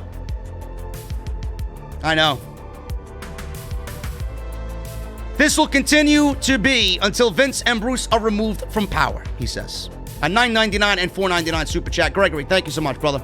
Derek Davis, $5 super chat. I didn't even watch Raw tonight, but it's very stupid what they did with the Raw and SmackDown Tag Team Championships. Lazy WWE booking. It's nice to see everybody feels the same way, man. Jesse, you geek. Listen, bro, I'm telling you, I'm gonna dump you. Don't you fucking yell at me in all capital letters, clown. My phone is over there charging, bro. It's behind Toad. Look, you see Toad? Look. He's over there. And the phone is over there. I'm gonna take that NEGAN baseball bat if you don't shut your mouth, bro. Seriously. I love Jesse. Jacob Donnelly with a $10 super chat. First, we get rumors of Eva Marie coming back. And now Lana getting a women's title shot. At least AEW is trying to make a better women's division while Vince is going backwards. Vince No Plan McMahon. That's what happens, bro. Thank you, Jacob. Always good to see you here, bro. Saeed with a Canadian $5. I know they were going to have the Profits and New Day swap titles. Sheer laziness. Also, Aleister Black being the second to last draft pick is a disgrace. Man, Aleister Black is buried, bro. I love Black. Listen, I think Black is awesome. I can't stand the way WWE's treating him. I really can't. Ken Lee Pierre with a $2 super chat. Ricochet will be like AJ Styles if he leaves WWE. Absolutely. JP5150, $5 super chat after watching 3 hours of Monday Night Garbage. I realize that the only thing I really look forward to is the OTS Source of Truth with a pumpkin ale. Ooh. Bro, this past weekend I had a Troegg's Master of Pumpkins. It's no Southern Tier pumpkin, but it's very good. Very limited. Thank you for $5, man. Gregory Benson with another $10 super chat. Hashtag Asuka deserves a better division. Get the hashtag going, folks. Bradley Robinette, $2 super chat. Lana winning the Battle Royal was stupid. JD rules. Thank you, Bradley. Lana is a waste. Lauren Hutton with a $1 super chat. Thank you, Lauren. Lakefront Studios, $9.99. AJ, I found out that Lana won the Battle Royal in addition to her going through a table, of course. I was thinking JD is going to rip this to shreds. Bro, I think this entire 2 hours was me ripping this entire show to shreds. I don't know. I don't have anything else to rip. I really don't. Mr. Cake. So let me get this straight. Lana has gotten more title shots than Liv Morgan. I can't with Vinnyisms. Sometimes it's like he does this on purpose. Liv Morgan deserves better, bro. I was not a big fan of Liv Morgan, but she's come a long way. She's pretty decent. It's a disgrace, man. Bianca Belair and Shayna Baszler in that match. I don't know why. Shayna Baszler aided in the elimination of Nia Jax. But you don't go with Asuka and Shayna? Hopefully that's still in the cards. Thank you, Mr. Cake, for the $5. Lauren Hutton with another $1 super chat. I appreciate you. Thank you. Oh, my God, those greens. $4.99. Since AEW tournament has 2 more slots left, I think Jericho or MJF will be in the tournament. We'll see, man. MJF being added to the tournament will definitely throw it into the unpredictable scenario. Because right now, a lot of people are thinking it's going to be Omega and Paige. But we don't know the brackets. Omega and Paige could be on the same side of the tournament. We don't know. Maybe we'll find out more on Wednesday. Kelvin with a $4.99. Hey, JD, love what you do. Keep doing what you're doing. My birthday is tomorrow. Can I get a birthday shout out? Happy birthday, Kelvin. Hopefully it's a good one. Jay Riddick, $2. Good win tonight. Should be a good series. LA, baby. Listen, man, it's not over. Dodgers got the best record in baseball. Braves are just hot right now. If you lose to the Braves, it's not a fluke, man. Braves are, when they're hot, they're the best team in baseball. I still think the Dodgers are going to win the series. I think the Braves got very lucky tonight. So we'll see. If the Braves win, I'll be shocked. DX Tricksters, $5 UK. I just want to say that I appreciate everything you do, JD, that you suffered through this trash for us. Also, thank God, old Botch Everything didn't return. Yeah, tell me about it, bro. Cool Jags with a $4.99 and a $2.99. Oh, joy, another trash episode of Raw. Thanks, Bruce. I can't even watch baseball because my Astros are struggling, but I hope the Braves beat the Dodgers. Also, they need to unify the tag team titles now. Yes, they do. Thank you, cool. Jericho 8131 with a $10 bomb. Elias is in need of a gimmick revamp. He's turned face and heel constantly in the last year and has failed as both. The Drifter gimmick expired years ago and is a bore snore. Give me something new. Here's something new. Take Elias, team him with Bugenhagen, get them on the fucking show. Seriously. Jesse's really asking for a benching now. Eva Marie is great in capital letters. Bro. Jesus Christ. We're going to fucking bypass the Britt Baker and we're going to get you a fucking photo op with Eva Marie. That one I'm sure you'd actually enjoy. But it would make me and everybody else in this chat laugh hysterically. Team Elias with Bugenhagen, man. We need the air fucking guitar rolling, man. We need the drums going. Where's Boogs? Is he even with WWE anymore? Matt 87 Eagle, $4.99. JD is the only voice I trust with logic and facts. After last year's draft, it made me realize that there's no helping this garbage company. Bro, don't listen to these geeks, man. This is the only show you need. Maurice Jackson, $9.99 Super Chat. I love the intro. You are the GOAT of podcasters. You keep me laughing on the crap you have to review, but I wouldn't mind Roode's split with Ziggy. Turn him heel, let him go. The guy looks fantastic. I've been saying that for years.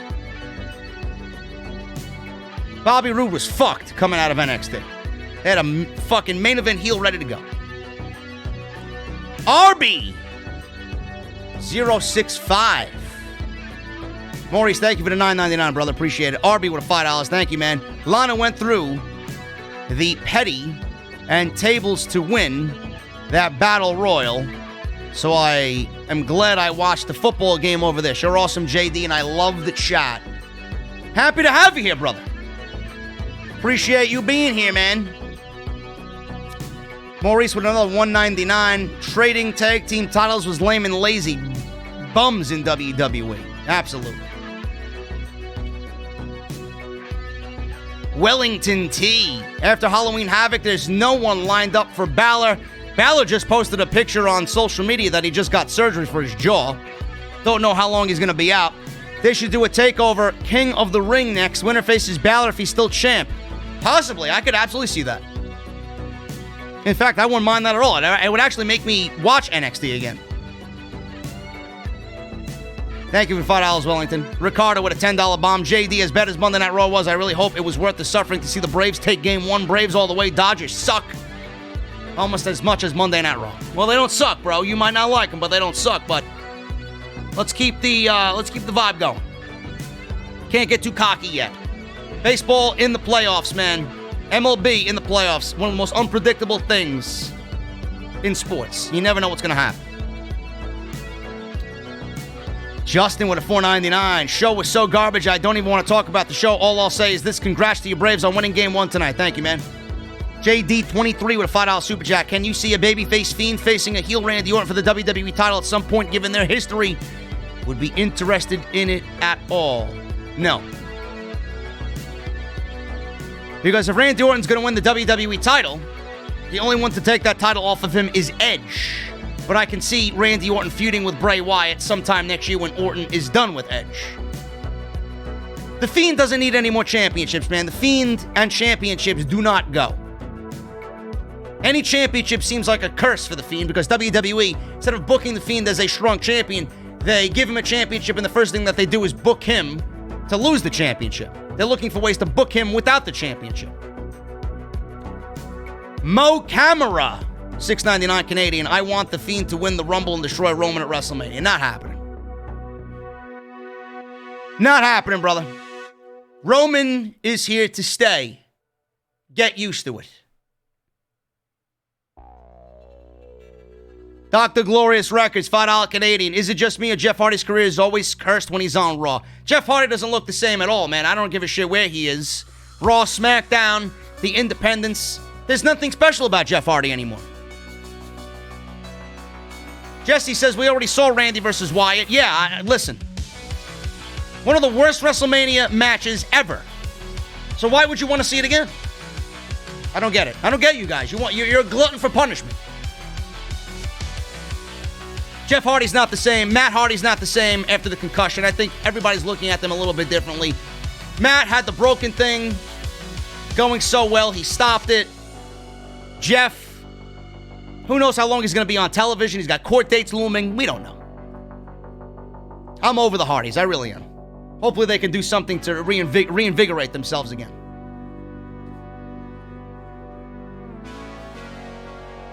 Mo Camera with another $2.79. They are pushing Lars to represent the LGBT community.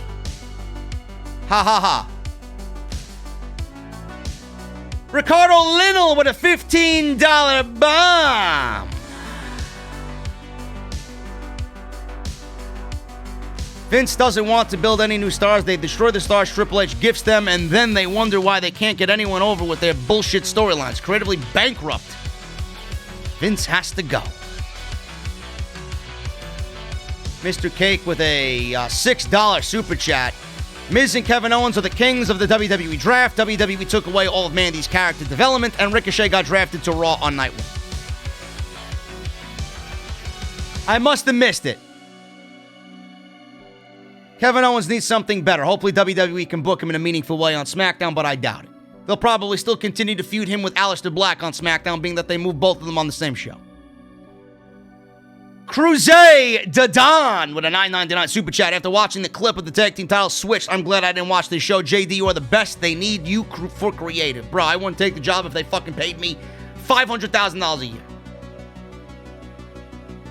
It's not worth the fucking headache. Mr. Cake with another $2 super chat. Hey, JD, whatever happened to Ticket Drew? Talk to him today. He's doing good. I don't have him on the channel because everybody shits on him. I have him on an AEW show. People call him a WWE shill. I have him on a WWE show. They call him a WWE shill. So I said, you know what, bro? Hit me up when you want me on your fucking thing. Yeah, we're planning on doing something together. I don't know where. Maybe Twitch. I don't know. Something's in the works. We're going to do something together. We don't know what it is yet. What did we do to deserve Cameron in AEW? Eva Marie coming back and Lana getting a Raw Women's title shot. I guess 2020 is the year of COVID-19 and untalented women getting pushes on TV. I don't know. Justin Strickland, $4.99. Lana winning the Battle Royal over Shayna Baszler, Bianca Belair, straight trash. Asuka better be booked to squash Lana next Monday. Oh, what's happening? Jose Ocampo with a $1 super chat. Thank you, brother. And Cal L with a $5 super chat. RPS. Raw fucking sucks. Go Steelers. Bring on the Browns. Steelers are 4-0, huh? Good for you Pittsburgh folk out there. And Cool Jags, $2.99. He says, Asuka, get the tables. Get the tables, says Vince McMahon. Jesse said he had hope for Cameron, but she failed quickly. Bro, she failed in WWE. She failed as soon as Tony Khan brought up her name in creative. Mr. Cake with a $5 super chat. Hey, JD, I bought WWE 2K17 yesterday and already made the shows more exciting by giving everyone pyro. Bro, WWE games are terrible. Hope you enjoy that one. Probably the last good game they made. Guys, we've been here for 2 hours. I'm getting the hell out of here, man. I don't think we've broken this thing down any better, man. I can't imagine anybody else breaking this shit down like we did tonight. Who else would you go out and watch? Are you fucking kidding me? We got more live viewers than Wrestle Geeks. Why? Because this is the #1 show in the community. You ain't watching them. You're watching me. Why? Because they're gonna suck the cock. I'm gonna give it to you like you need.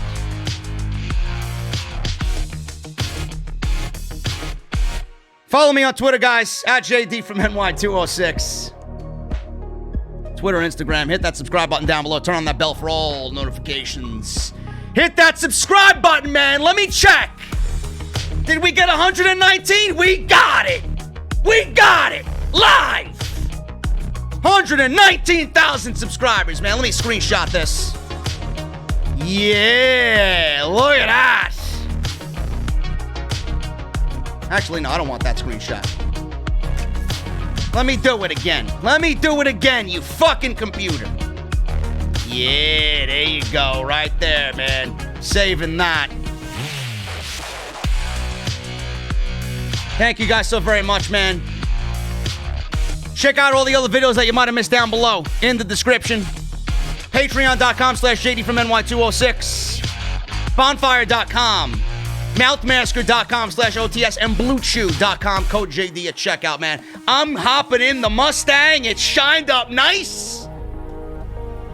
The windows are coming down. I'm turning the fucking volume up on max.